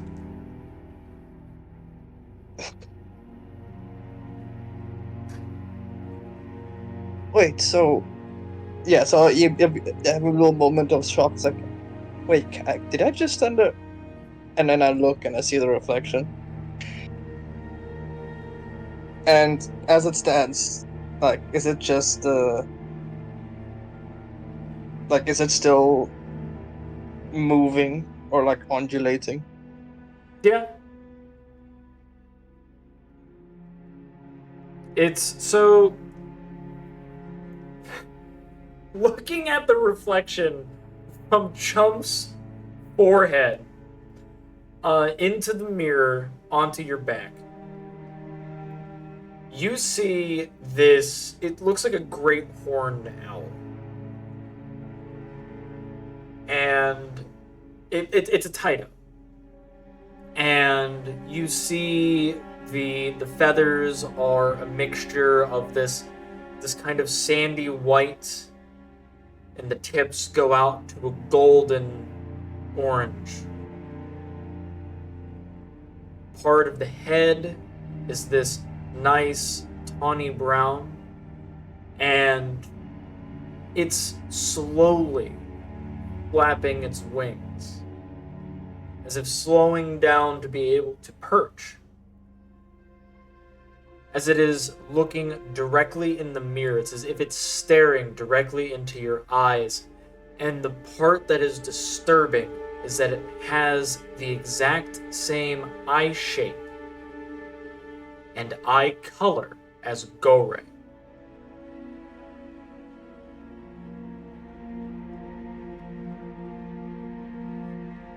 I like do the the blink. It's like, am I imagining things type of reaction? I'm gonna look. I was like, whoa. Do you like it, Jasyf? Just in shock. Like, what? Huh? Has Jasyf ever dealt with Balaran before? I have to actually ask this, because this is his first instance of dealing with Balaran. It's like, what the fuck do you people do? He's studied the culture, the history, and because of that he's learned to actually speak the tongue, but he's never interacted with them before. This is like these two are literally the first actual Ballaran he's interacted with outside of studies. This is like meeting Morticia and Gomez Adams for the first time. This is a normal person. This is your Adams family moment. Where you're just like, hey, do you like it? It looks great, right? And it's like, why is it that the tattoo is moving on my back? Tattoos don't do this. Like, a god fucked with mine, and that's why they're doing this now. You guys did this. You mortal people did this. What's happening? What blasphemy did you do to my shoulder blades? I got also fuck with that. I thought I asked to put it on the shoulder. Why is it on my... Is it climbing my back? Huh? Just stare at you, dumbfounded. Seems like it wasn't really comfortable in only your shoulder, so seems like it's starting to move to other places. Comfortable? La la la. It's alive? Yes, Jasyf. Gasentita has blessed you. Alive, Has blessed you. alive She's gonna maybe be it's really a long happy. shot. I think he's animated at least.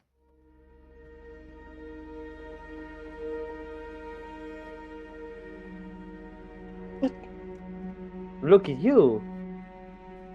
You have a blessing of a god in your tattoo.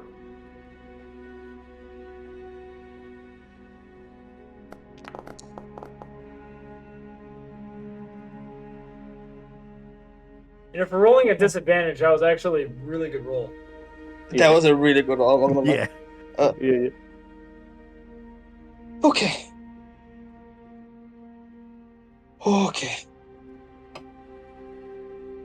So you're telling me that there's an animated tattoo on my back? Well, yes.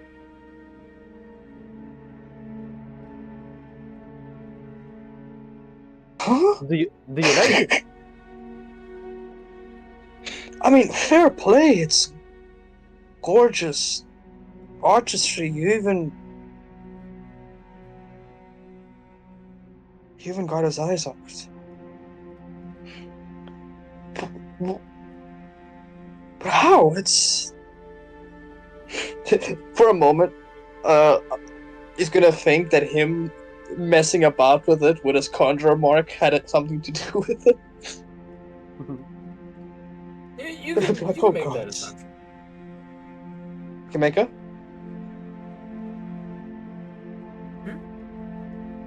What did you say? Can you Kameka? No, like it's Yeah. you can assume that your conjurer mark had something to do with it. Okay, I can make that assumption. Okay. So I'll be like, just like staring at all my tattoos just got messed up with, and now I got a one that's like moving on my back. I'm just gonna look at my arm and it's like, why are gods, or whatever spirits, or whatever deities that are out there, so fascinated with messing with my marks, with my history?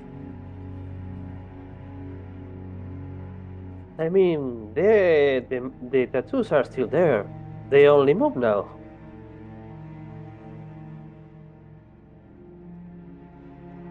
One grew wings. Part of it shines. And now there's one on my back that moves. There is nothing normal about this. Do you understand? Maybe you should stop getting tattoos. Yeah, they are not normal, they are amazing. Dude, these are my people's traditions, and this whole trip has just messed with all of them. And let me be clear. Your tradition says that your tattoos cannot move? Yours can? I mean, not really, but I was asking if that's something specific that your religion doesn't allow. Well, it's not that it's not allowed. It just doesn't happen.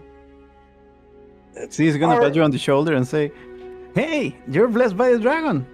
By a dragon, you're blessed. Yeah, yeah, yeah, yeah." And he's gonna start dancing. And he's gonna start pointing at his dragon tattoo that he also has. He's gonna start Does dancing like a yours monkey. move? Hey, look, it moves. Mine moves too. it obviously doesn't move. He's just moving himself. My Yeah. tattoo doesn't. My tattoo doesn't move, but it will be cool if they move. I love the fact that it's like this is just the gods being culturally insensitive, according to Jasyf. Dude, like ever since I got my mark, none of the stories that are on me have stayed consistent. It's like This is cultural appropriation. It's like And this gods are game was sensitive. rigged from the start. That's what this was. The gods are so insensitive to your shit. I don't know why. Like,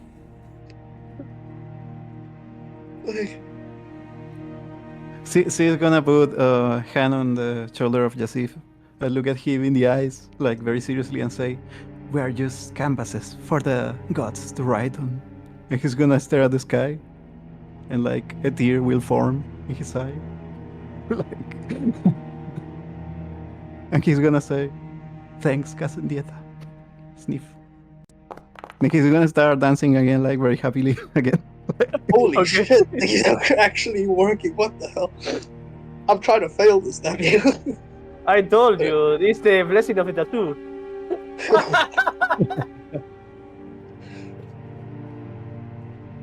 Jump! He's touched by a dragon now. Yes. Technically touched by 2 dragons. Oh yeah. When I touch dragons. He is blessed. And Blessed. and a Blah blah blah. trickster god, and whatever the hell that was back then. I'm just gonna stare at Rin and be like, shrug my shoulders, like, what's going on? Like, just at the brink of insanity. I mean, you have magical tattoo now. It's not so weird. Magic do weirder thing than that. It is extremely uncommon when all that's being done is regular ink. I mean, it was jumping.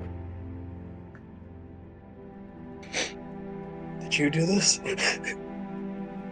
my master in Reiki, I don't know what you're Blah, talking blah. about. Did you do it, Chomp? It was your ring that did this. Maybe? It was of help for the blessing of the dragons?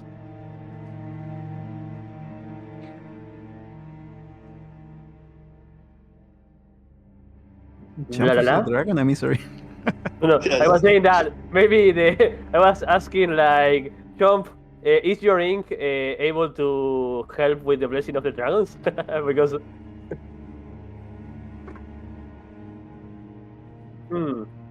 well, then that wasn't that. Blah, blah, blah.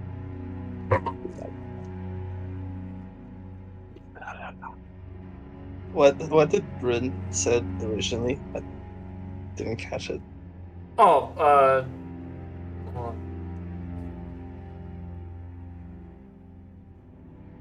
Also, Jasyf, I think your tattoo now can teleport us around the world. Good night. Good night. My master in Reiki, I don't know what you're talking about.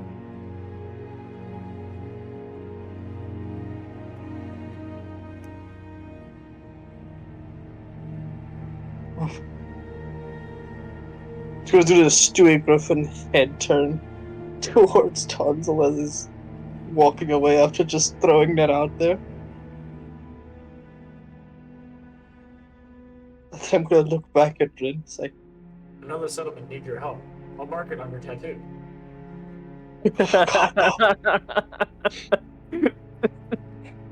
Just now, my tattoo is gonna tell me like I need to make it there, Preston. All right, I have a question. The thing about the fast travel with the owl. We need to have space to travel. Like, if we are in a cave, we can travel instantly, or we need to like have a free sky to fly or something like that. I don't know. You have to have an open sky. Okay. Okay, so it's not rope trick; it's fly. Yeah. Got it. Yeah. It's a very quick fly. Like, Okay. like really, it basically is like flying Pokemon. Yeah. Okay, I'm just gonna go. I need rest. Yes! Yes! Definitely.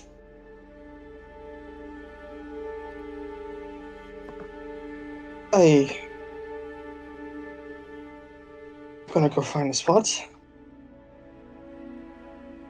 And I'm going to, rest. Then rest? Just gonna go to the opposite side of where Tonsal was writing the spell list. Mm-hmm. I'm just gonna like try to rest. There's no point in comprehending any of these Valorant things. Why are the Valorant so mean to me? They're so nice, but like it's so weird. Even their gods. Their gods are so weird, man. Dude, Get out of my head, man! Into man screams at cloud. Old man screams at cloud, Abe Lincoln style. Like, why is this happening to me? Imagine you get targeted by evil gods because we worship evil gods. Dude, I swear this is not a Monster Hunter campaign. This is a straight up a god interaction campaign. What the fuck? Yeah. Sorry for my French. This is not Monster Hunter. This is Bloodborne. This is Bloodborne. Man, I'm going so to turn much it to insight Gascon. right now. Oh no. Please don't let me turn it to Gascon. No. Please don't. Here's the thing. Here's the thing.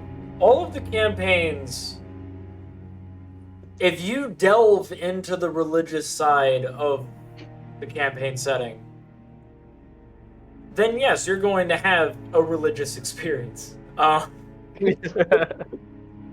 una experiencia religiosa. The problem is you guys know what your god's like, so you tend to do what your god's like. And then your gods are like, huh, people are paying homage to us. I kind of like that. I'm going to look. And for some reason, the dice are like, oh, well, I kind of want to enhance that. You roll well every time. Like, everybody so far, whenever it came towards gods, rolls really well when it matters. And then it just turns into this whole thing. You almost had a dragon, a god dragon, burst from your back. It's surprising it's surprising how easy it was to summon a god dragon. We're in a chapel. Oh my god.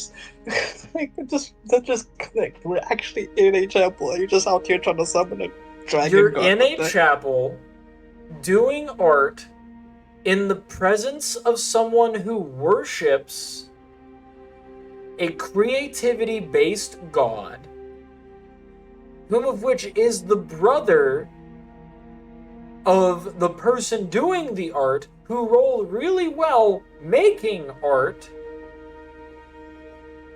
using semi-magical ink during the month tied to the Great Dragon of Creativity.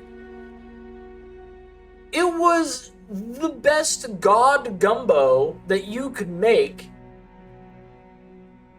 And because the two Balaran, like their gods,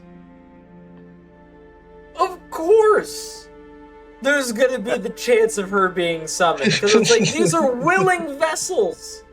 Yeah. So I'm The gonna thing try. about the month, the thing about the month was really a coincidence. Yeah, I had no clue about the month, actually, to be fair. And I completely forgot about the chapel aspect of deity work. You know what makes me incredibly humorous about this whole thing, right? Incredible. Incredibly humorous about this whole thing, right? Is the fact that before I even became a paladin, Jasyf had no religious inclinations. He was, by all means, an atheist, right? Just respect, and that's it. And now, the moment he went into that damn hole, it's just non-stop god on god interaction, and it's just going mad. It's like, now I believe in them now, but I also believe they're assholes, and I don't want to worship them. So it's like, there was so much kerfuffle that has been added on top of itself. An incredible hat. But it's the fact, it was done to an atheist too. That makes it even funnier. Right. Yeah. But there are exploitations that a lot of the gods do to try and bypass the rules. Mm-hmm. And the great dragons have already dealt with 2 of them escaping due to a bypass of these rules. So Gassi and Detha just wanted a piece of that. And it's like, I want to leave too. I'm sick of the Scourge. I'm out. So, she was taking her chance. If she had gotten that 2%, she would have left. And she would have stolen all of your tattoos and just gone. Bro. Ooh, not the tattoos. Bro, my history? Well, screw that, dude. Yeah. That would be really disrespectful for you to steal all your history. Dude, my entire culture will be crying and just. Ugh. Anyway, I'm going to bed. Good night.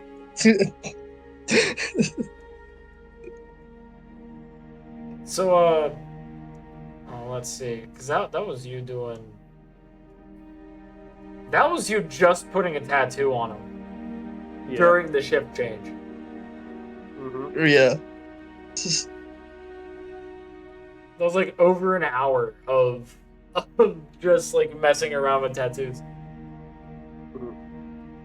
I was going to do one thing. I wanted to try to get some rope, get some maybe weapon or armor from this place. I want to try to make an alarm, basically, in the front door. Okay. If someone trips over it, that makes a lot of sound with the things that are in it, you know. That'd be a survival check, and I'll give you a +2. Nice. Survival. +2. Oh. Well, 11. Yep, you're able to go make a rudimentary trap. It's rudimentary alarm. It's pretty simple. It's made of a bunch of unfinished daggers, hilts, barely sharpened blades. And there's 2 whetstones on it, but it's enough to where if somebody were to walk into it or trip against it, and even just tie it against the door, it would make noise. So it's good enough. It's not like they could see inside to look at it. So. I was thinking about that because there is not really an angle that you can see behind this door from those sides, so perfect then. Also, I'm going to see if I can find 2 extra daggers to get with me, because I only have 2. If I'm going to start throwing daggers sometime, I need more than 2.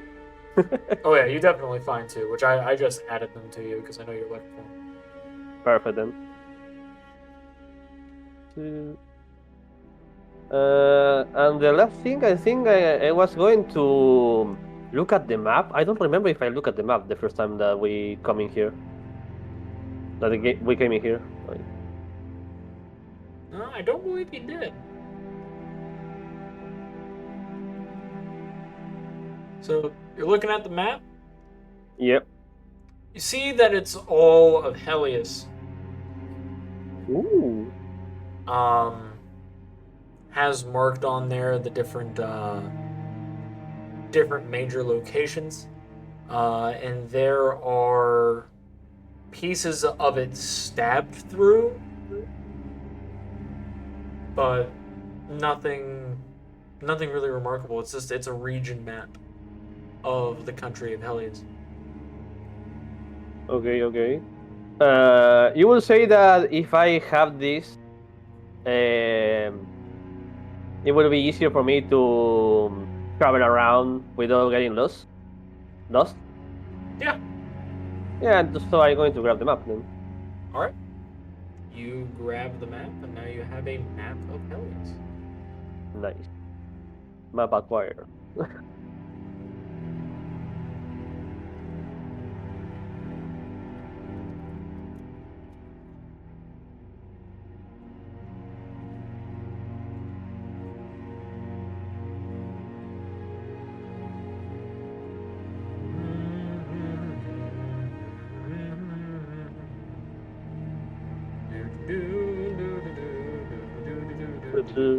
After setting up the trap and taking the map and checking around, I'm going to get back to where I was at the beginning, and I'm going to continue to write in uh, to write the spell as I'm keeping watch.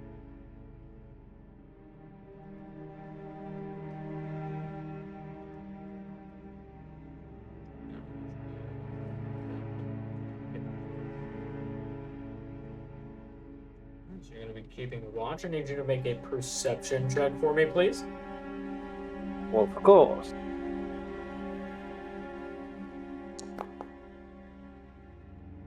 22. All right. With a 22. Let us see here.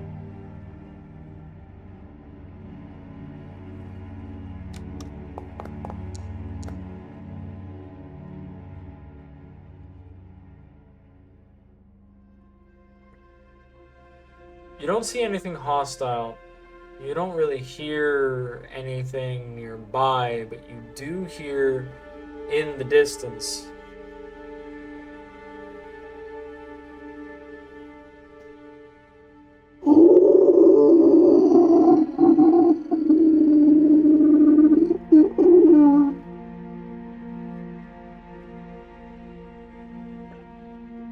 Hmm.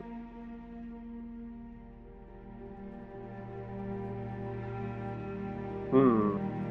I'm going to try and look from the window if I see anything like what first. Do I know the direction of that sound? Like I will say that you know the direction of the sound is to the northeast. northeast or around this part? Yeah. Okay, so I'm going to slowly go to the top of You head over here. this I'm way and you going. see that Jasyf is asleep, and on his chest is his little fox. I guess I'm going to because I'm going to do this next to Jasyf. I think I'm going to try and stealth so he doesn't wake up. I don't want to interrupt the. What's your passive perception? Not high enough. Okay, so yeah, he sleeps through it. I'm going to look at the window and see if I can see anything up north, like in that direction, at the distance, Okay. like northeast. Like. me get this set up for you.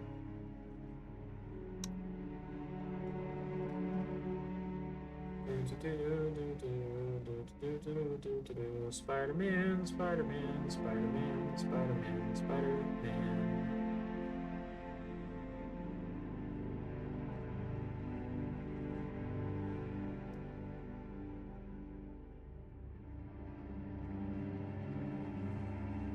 This is gonna be funky.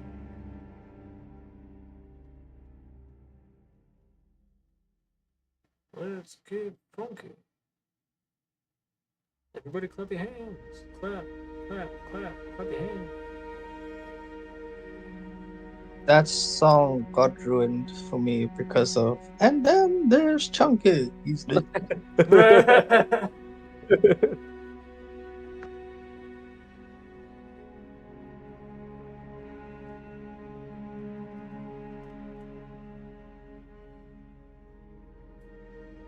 Alright, you're not really gonna like this.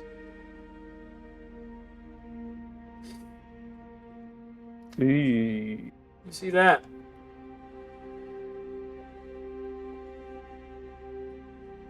So, in my knowledge as a Baron, does it look like some kind of Scourge monster?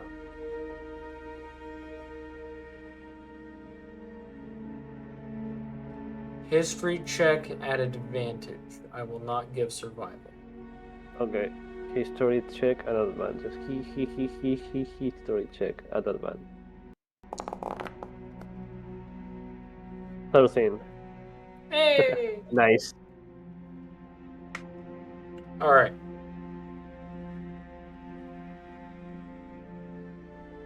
This is a creature that only resides in the Badlands. It has never left the Badlands. Even if the Scourge were to leave the Badlands to attack any outlying settlements, this doesn't leave that territory. Considering what happened with Oln Ranamor and how the Scourge had run rampant across Chelanmar, this creature might be trying to find its own Badlands, to find a place that it can call home.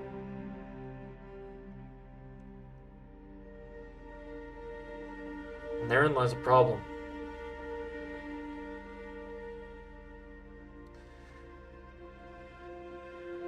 It's rather massive. I would say it's about like 17 feet tall. Oof. It's big. These creatures are known for tearing even the toughest Simmon gear apart. They're resistant to magic. When they consume a creature, they tend to mimic the voice of that creature. Oof. Usually it's the last words of them. It doesn't understand verbal language. It understands body language. Its fur shifts to indicate that, and it uses its multiple arms to emulate different forms of threatening or docile presence. Usually, if it wants to keep its food for later, it impales it on its horns. And it slowly drinks it dry until it's a husk.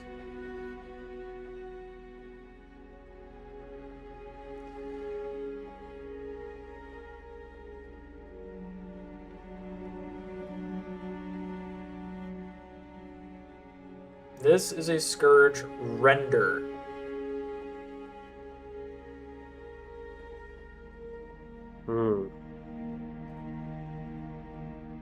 Scourge Render. A question. Because we know that all Scourge have the Scourge sight, that can see living creatures that are not infected. Mm-hmm.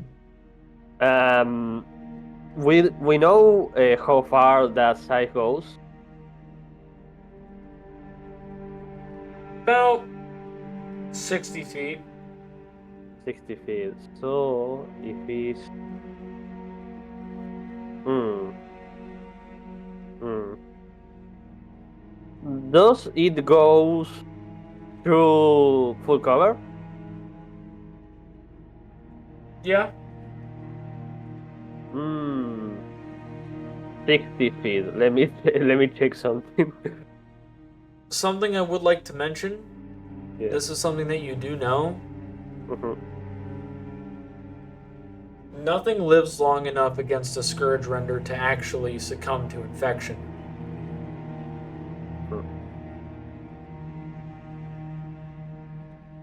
Okay, that's okay.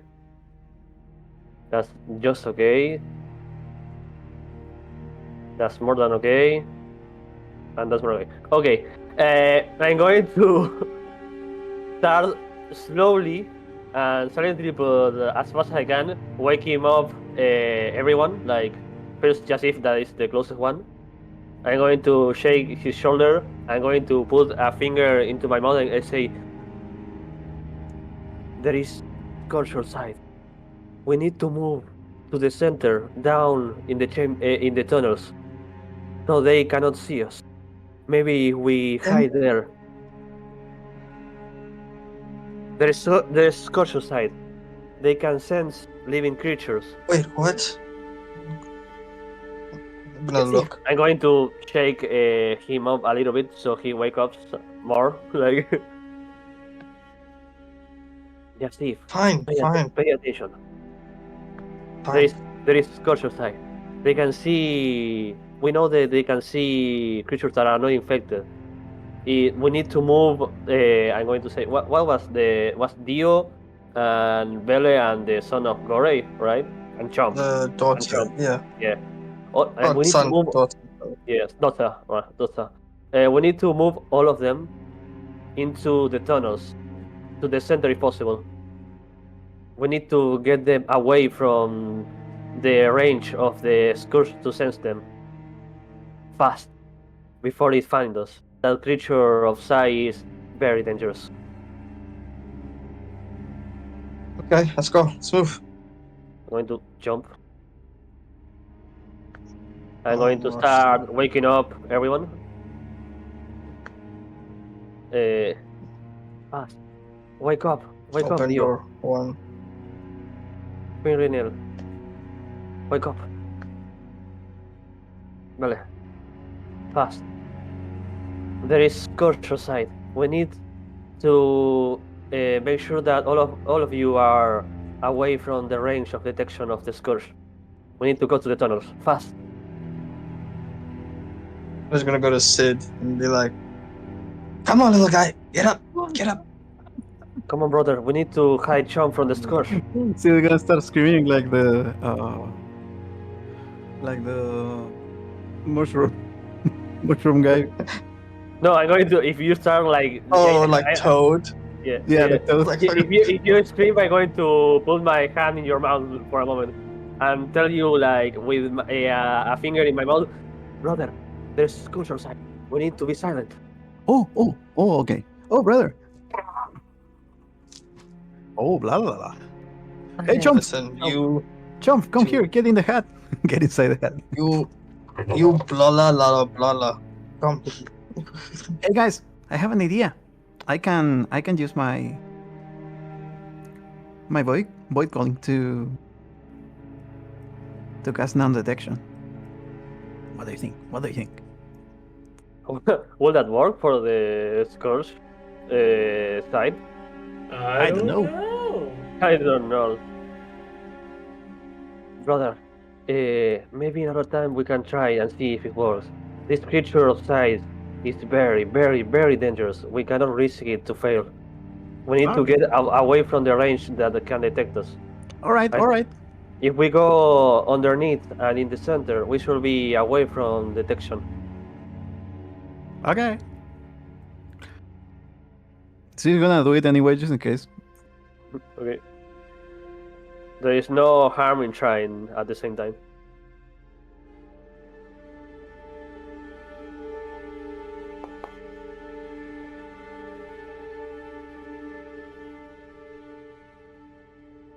Okay.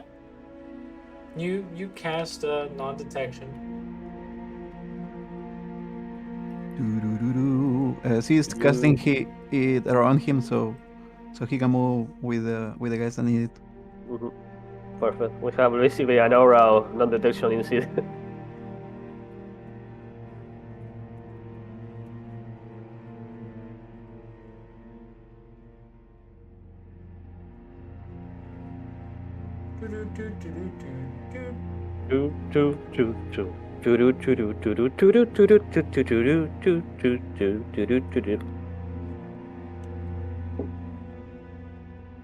And then the sound of Mario going down the pipe.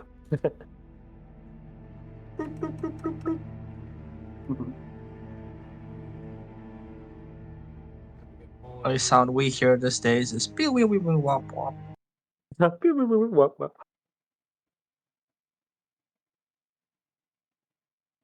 Follow me.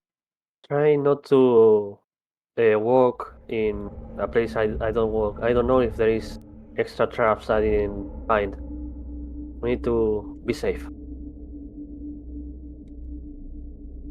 Going to basically do the same movement that I did last time. I'm going to go from here, from the left. I'm going to take everyone here. And I'm going to say, there is traps there, there, and there. You can sleep anywhere else, but don't touch that. All right. Hey guys, come here to the barrel. She's gonna sit on the barrel.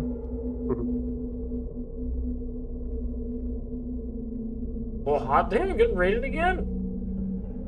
Nice. Hey. Hey yo. Let me get this Welcome. out ready.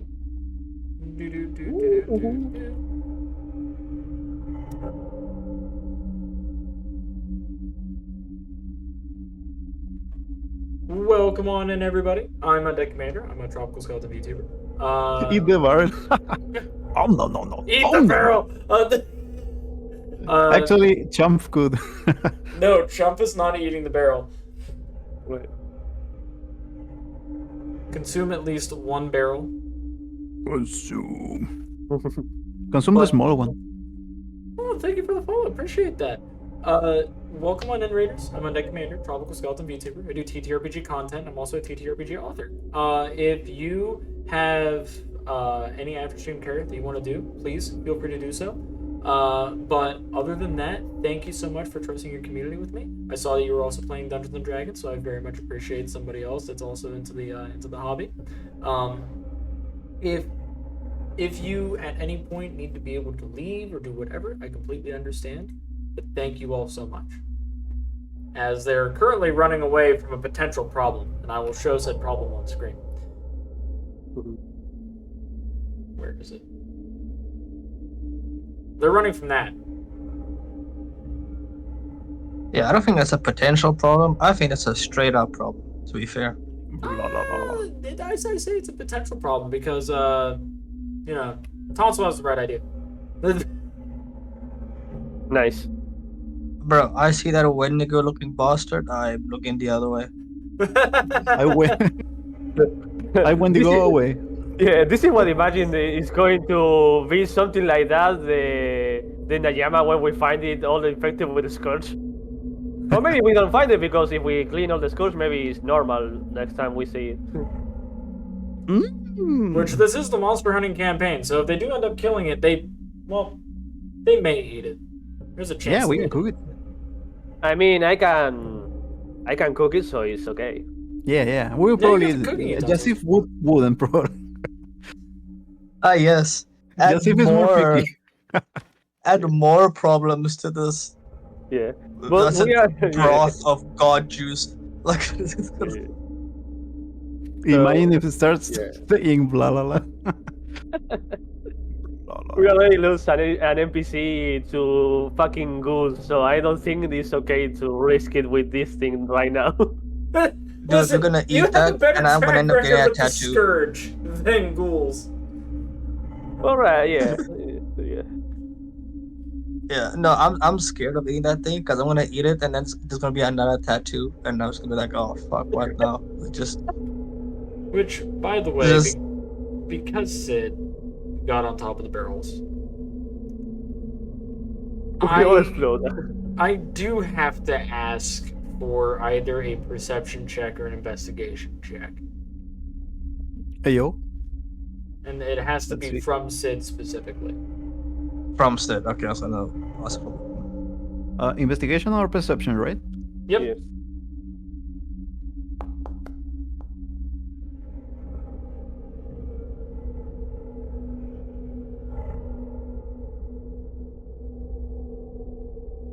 You notice some of these are marked with different Elvish scripts. The barrels? Mm-hmm. Hmm. Hey, Jasyf, come here. Jasyf, What? Yo. What's wrong? Look at this. And he's going to point to the barrels, to the script on the barrels.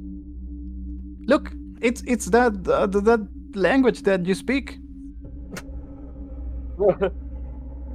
Yes, the elf language that the elf speaks. I wonder what that is called. Yeah, that whatever. But the thing is, I can't read it. So maybe you can check them. Maybe there's something interesting there.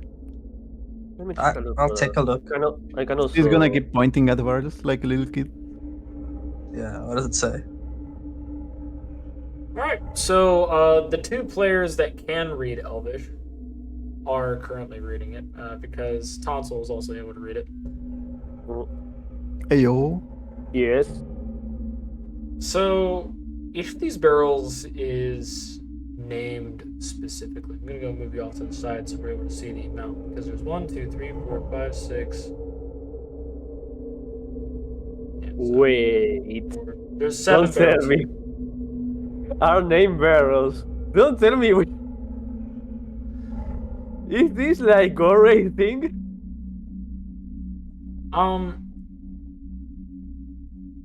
All of these barrels have not only a name,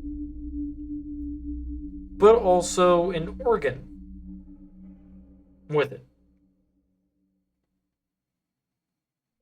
Protector's heart. Warden's heart.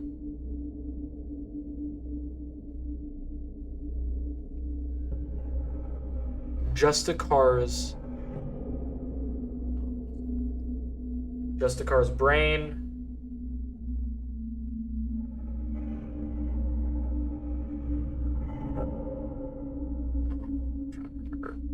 Justicar's brain.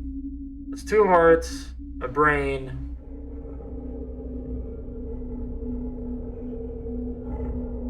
Then there's a stomach. Actually, I'm just gonna type it out. Okay. Heart, brain, stomach, intestines, lungs. Organs. 7. Those are all of the organs that are mummified inside these barrels. Devour. And each one has a particular title tied to them. These titles are recognized by Jasyf as former sultans.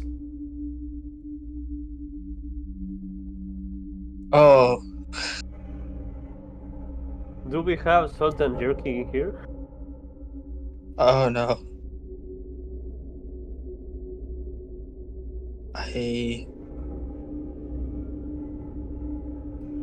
Sid, get out of it, please. Hey, you know anything about the barrels? Yes, but I would like to ask you kindly to please get out of there. You should just grab Jasyf like a kid and put it on the ground. He's not going to bother. Yeah. Yeah, Pick if him up okay, as then I you. will do that. I will pick Just you lift up. It's him like okay, like I will put you down myself. Put you. I will He's put you going down. to he's going to flap his arms and like, hey. I will put you You've been down. Myself grab shotgun. gives uppies as a bonus action.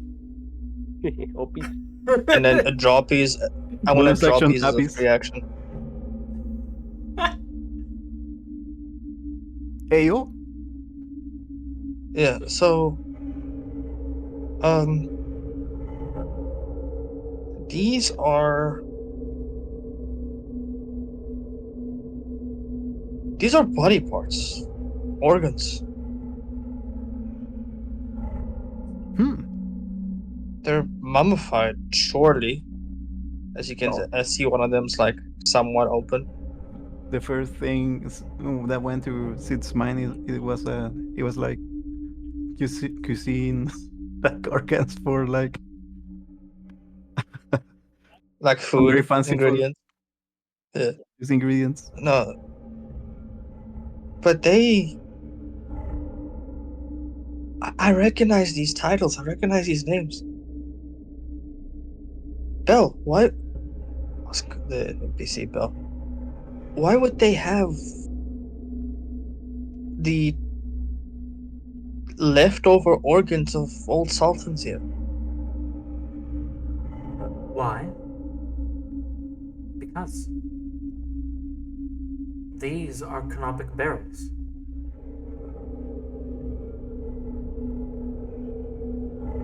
These hold the remains of sultans past.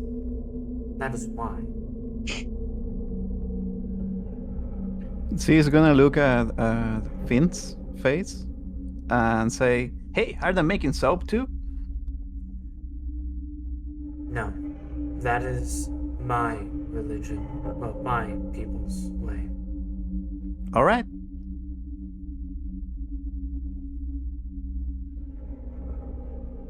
Jasyf, do remember that a lot of the sultans were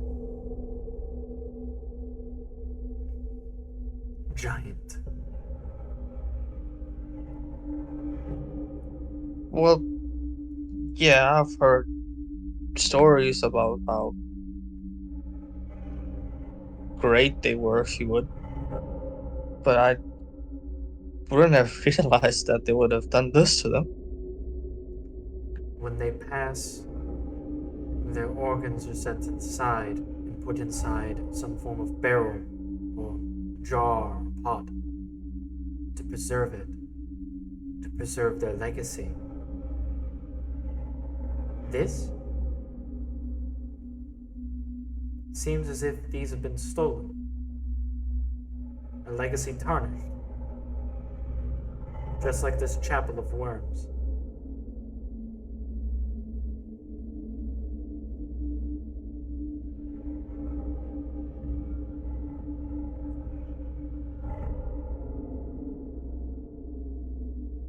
By whom?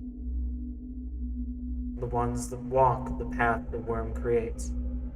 The Jangwayek has chosen.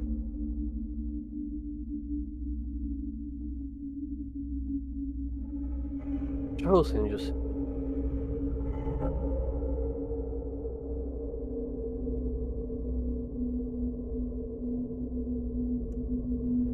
Hmm. Do you think then that this chapel is a secret base for the cultists of the Janwayeka?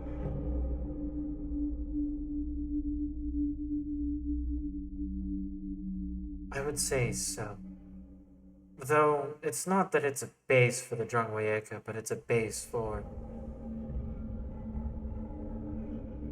the ones that follow it. Yeah, the cultists of the Janwayeka.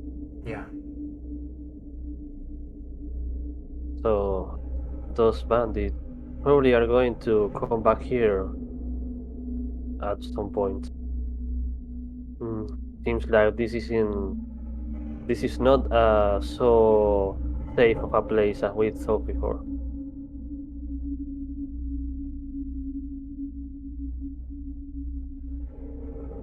We should Right then. leave. We should leave at first out in the morning. Will they do something bad with these sacred barrels? Maybe we could hide these barrels. I think the best thing we can do is probably take everything that is useful and then activate the trap so everything's fall down and they don't have a way to use it. I think we should care for the memories of all the sultans, right? So maybe we can, like, I don't know, hide them or store them somewhere safe. Jasyf, Yes. I can make them small so we can carry them around and give it proper burial. Jasyf, I think I know what they. I think I know what they do. The, the, Well, these are giant organs. They feed the Drangwayeka these. That's why it doesn't attack them. They've been taking care of it like a pet. That is what they are doing. This is their storehouse for the food for the Drangwayeka.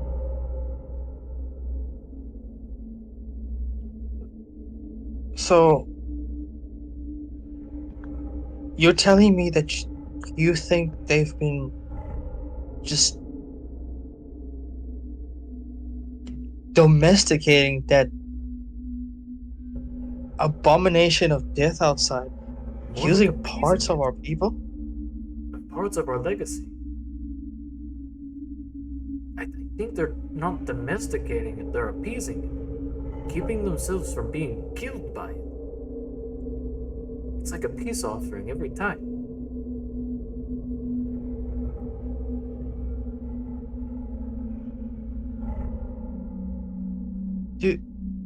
Do you think that's why it follows him?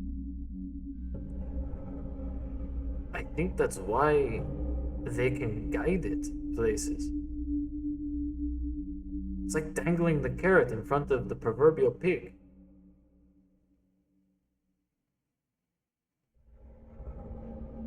Oh, The pig is loyal to the promise, not the person holding the stick.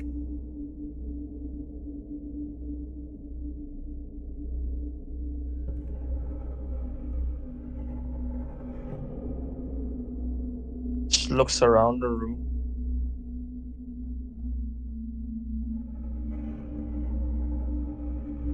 Why?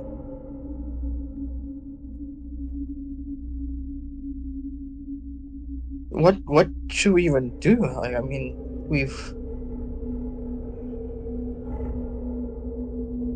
can blow it up like they suggested, but it's just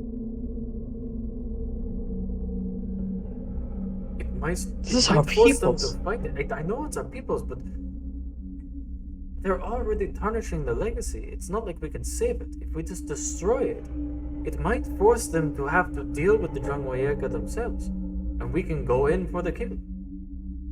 They would be a distraction for us.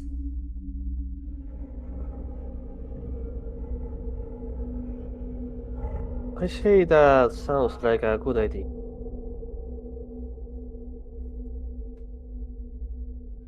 For for a moment, I'll keep looking around the room, and as I'm about to respond, I catch a glimpse of Finn, who had specifically stated how they wanted revenge and how everything is extremely close to home right now because of how recent it was. Mm-hmm. And I'll say, and I'll just hold my tongue and like kind of droop my head a bit.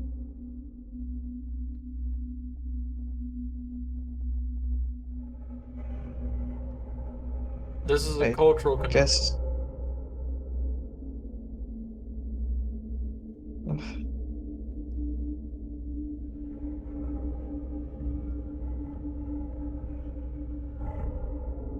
It's like a test of fate. Yeah. Like,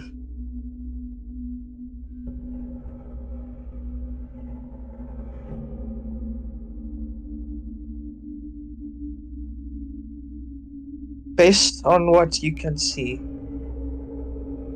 any one of you, is there anything that is not organic here? Well, I will need to check around again. I didn't look it in detail because I was wary of the traps. But we can check now that we know where they are.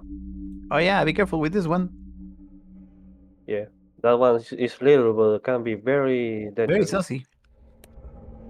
I will basically like this is a wire, right? Yeah.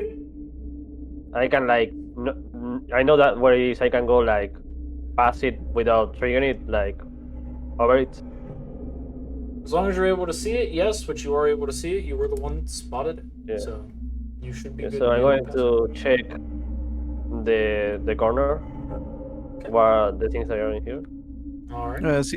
She is going to walk towards Jasyf and ask, "Hey, Jasyf, Yes? uh, can your mark create some sort of like a small storage space, like magical storage space, like a pocket dimension or something like that?"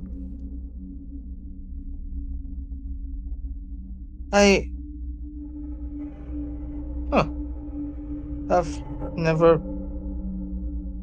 thought of it, I suppose. If you can make a magical box that like you can store stuff inside, maybe I can hide it on my hat.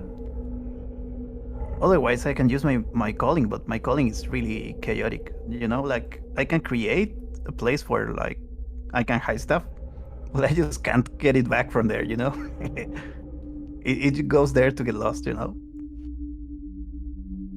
it's a void. Right. We can discuss this afterwards. I feel like it's not the worst suggestion. All right. She's gonna look on the boxes next to Vele. All right. Okay. Investigation, right, or perception? Investigation would be to like check in the immediate vicinity involving stuff. Perception is just cursory glance. 9. So far, let's see. Yeah, Dio didn't do too well, but Jasyf was able to catch. Unfortunately, Tonsal got a 9, so that's not going to be good enough. Bele and Sid were able to go and check down here just fine, and Finn was able to check here just fine because it's DC 10 in order for you to be able to properly check. Chomp is no, fuck it, Chomp's got checked too. I believe in you, Chomp. Yeah, Chomp. Yo, Jesus Wow. Christ. Chomp over here just he can just sense the you can sense the the riches and the riz. Look at that. so, Just muse in the general direction. muse at the barrels blush shyly. And now you're it does like points left, points right. It gets real shit. Leaves note in locker saying, "Do you like me?" A locker 719. Nice.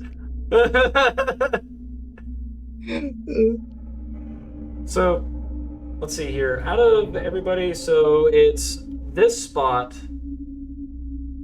that is not properly searched. Let's see, down here, meat or no meat? It's our favorite game show. Well, organic or inorganic. All right, can can I use one charge to sense the basically the meat that the organic flesh in the area I'm right now. Yes, and if you do that, you don't have to roll. But I will try to do it then, probably. Nice. Yeah, I didn't think about like yeah right.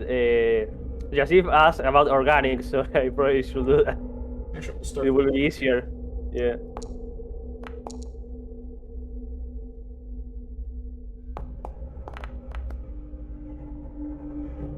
Okay, so you will be able to sense it.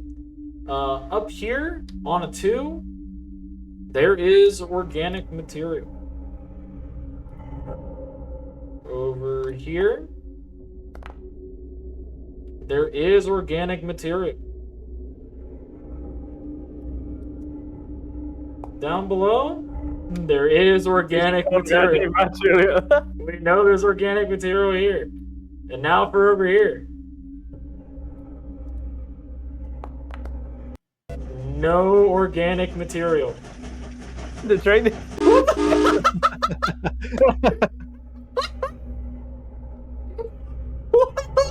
I think it takes the one from the D2 as A1. What the and fuck? That one. He's the one train. It was fucking Thomas the Tank Engine hiding there. That's why he couldn't find. Yeah, he found Thomas Tank Engine. What the fuck? There was no organic material. It was a train. Yeah, Thomas was not organic, so it's okay. Yeah, I mean, it's not wrong. Bruh. Why the fuck was Thomas the Tank Engine? That was goober mode. What the hell? Okay, so yeah, nothing organic over here. Everything else over here is organic. Yeah. Seems like this corner is clean, but I feel something around. Do you find organic material in the other sides? There's some here.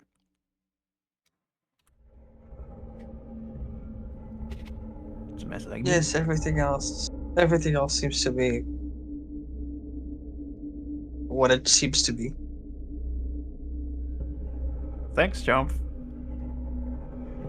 Good job.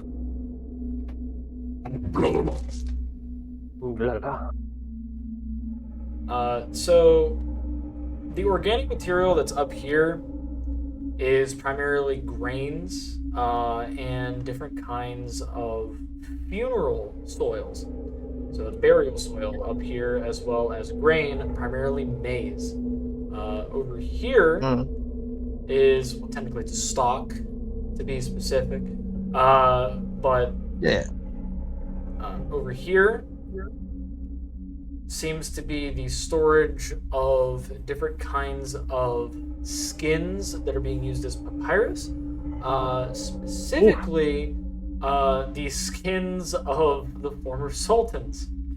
Down here, we have a mixture of skins in some of these crates, as well as the dried jerky of their muscles, and some more organs. And these are the fermented blood samples of the the sultans. And to finish it off, over here, as you were investigating and looking around, you didn't see anything that was organic, but you did see, over in this general direction, something that makes sense that it's on the opposite side of this wire. These are different forms of ore that are only native to Helios. Ooh. A lot of it is a glass-like metal.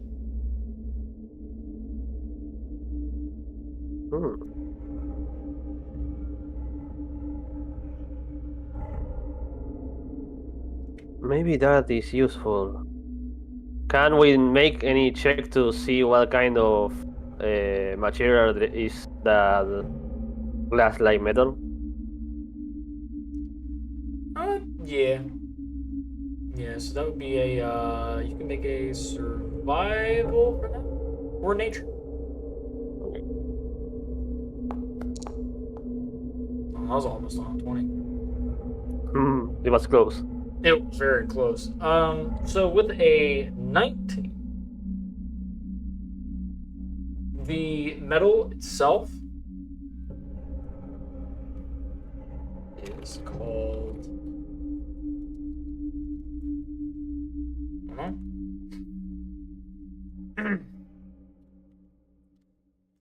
What is it?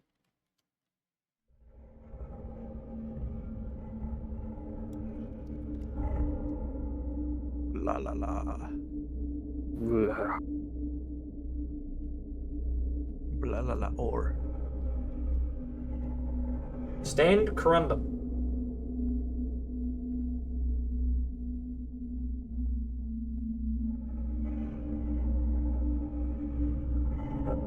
Stained corundum is a particular kind of sandy ore that, when smelted, depending on the temperature that you use to smelt it, that will change what the color of the glass would be. So, the easiest way to tell, the color of the flame will be the color of the glass.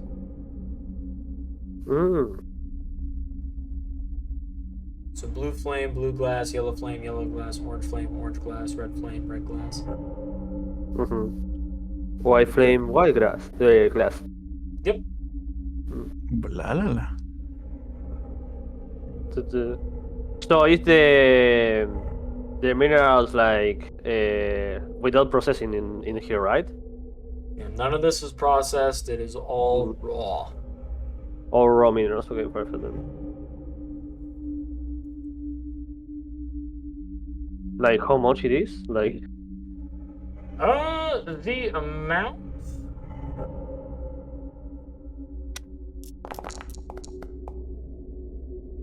No exploding. So about.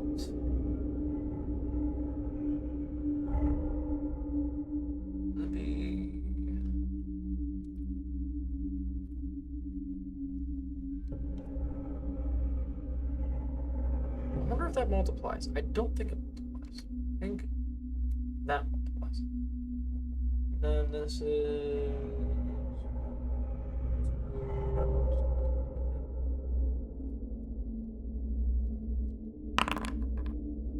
Okay. There is 108 raw stained corundum.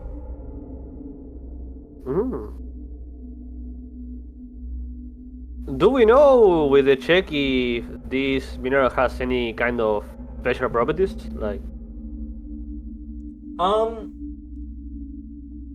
It's about as strong as iron.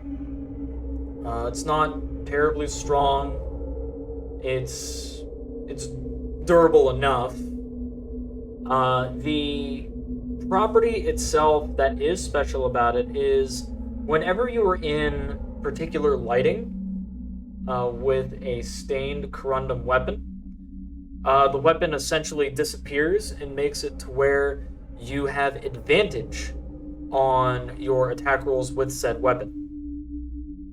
ooh, transparent weapon.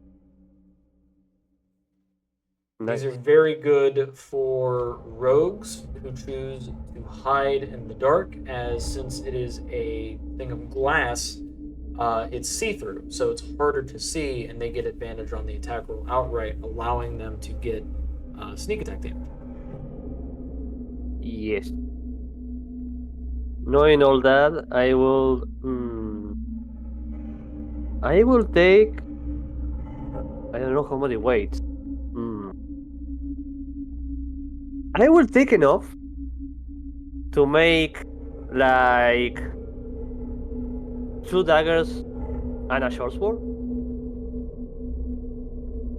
I'm taking enough to make 2 daggers and a short sword, so let's see, 2 daggers would be about 4 each, so it'd be 8. And then plus, and then a short sword, which would be about times that's 24. Okay, so you're taking 32. 32. I will put it in my backpack. All right. It's a little heavier now. Oh, that's backpack. Just gonna go do this.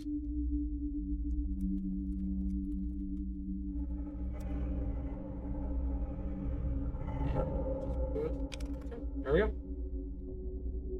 And I'll go and I'll add in the actual weight for that because each one is a pound.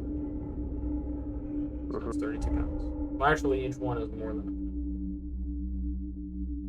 Each one is 2.5. So that's 80 pounds of ore. How much I can carry? Up to 240. Yeah, it's okay then. I don't have much else in me right now, so it will be okay. Which, by the way, yeah. Frosty did say that he is going to be hopping off in a few minutes. So I don't know whether or not you guys want to go and call it here. Yeah, we can call it here. Next time we can see if we die by the scores we leave, or the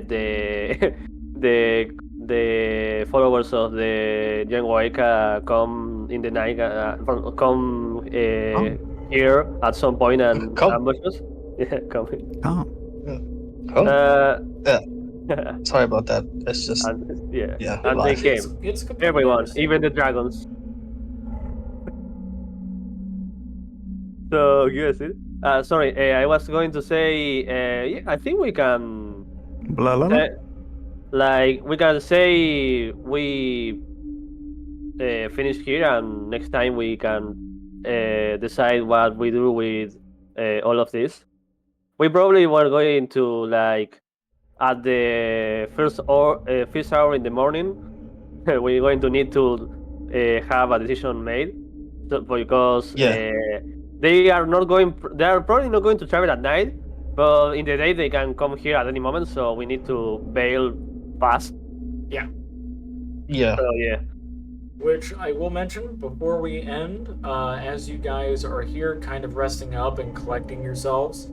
You do hear at the entrance of, well, you hear above you.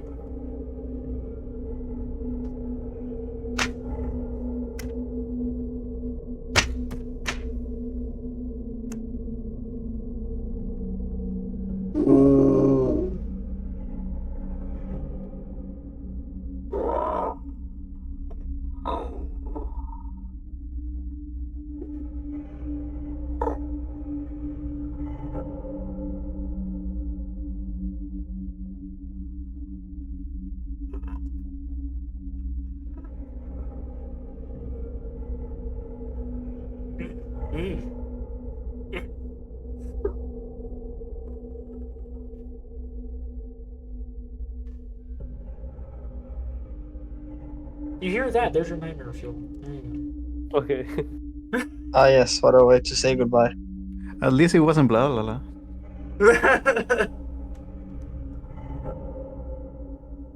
Which, Okay. before we end, we have fan art. Nice little memes that we get.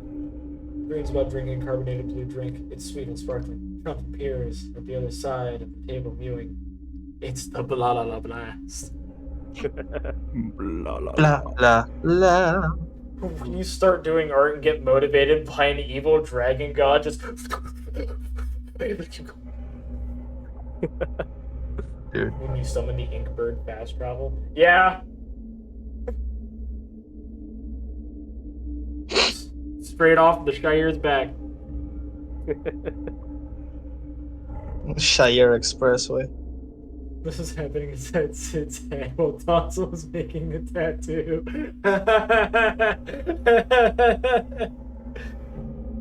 I don't doubt that. I also don't doubt that.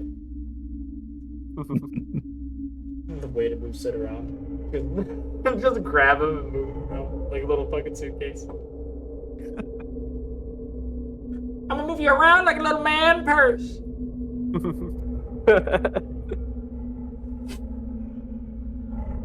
Which, time for us to go and do our D20 rolls for the end. I got a 10.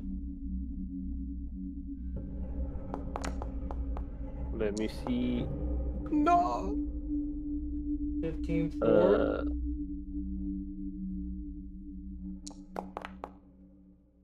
What? All right, Frosty. Who we raiding? Who are we rating? That's the question. Who's even on?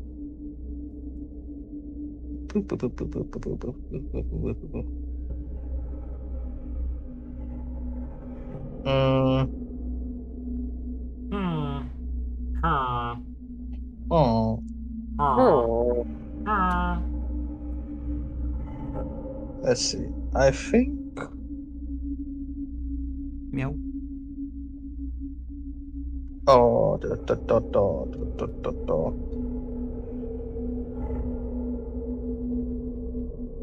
You could raid Gil.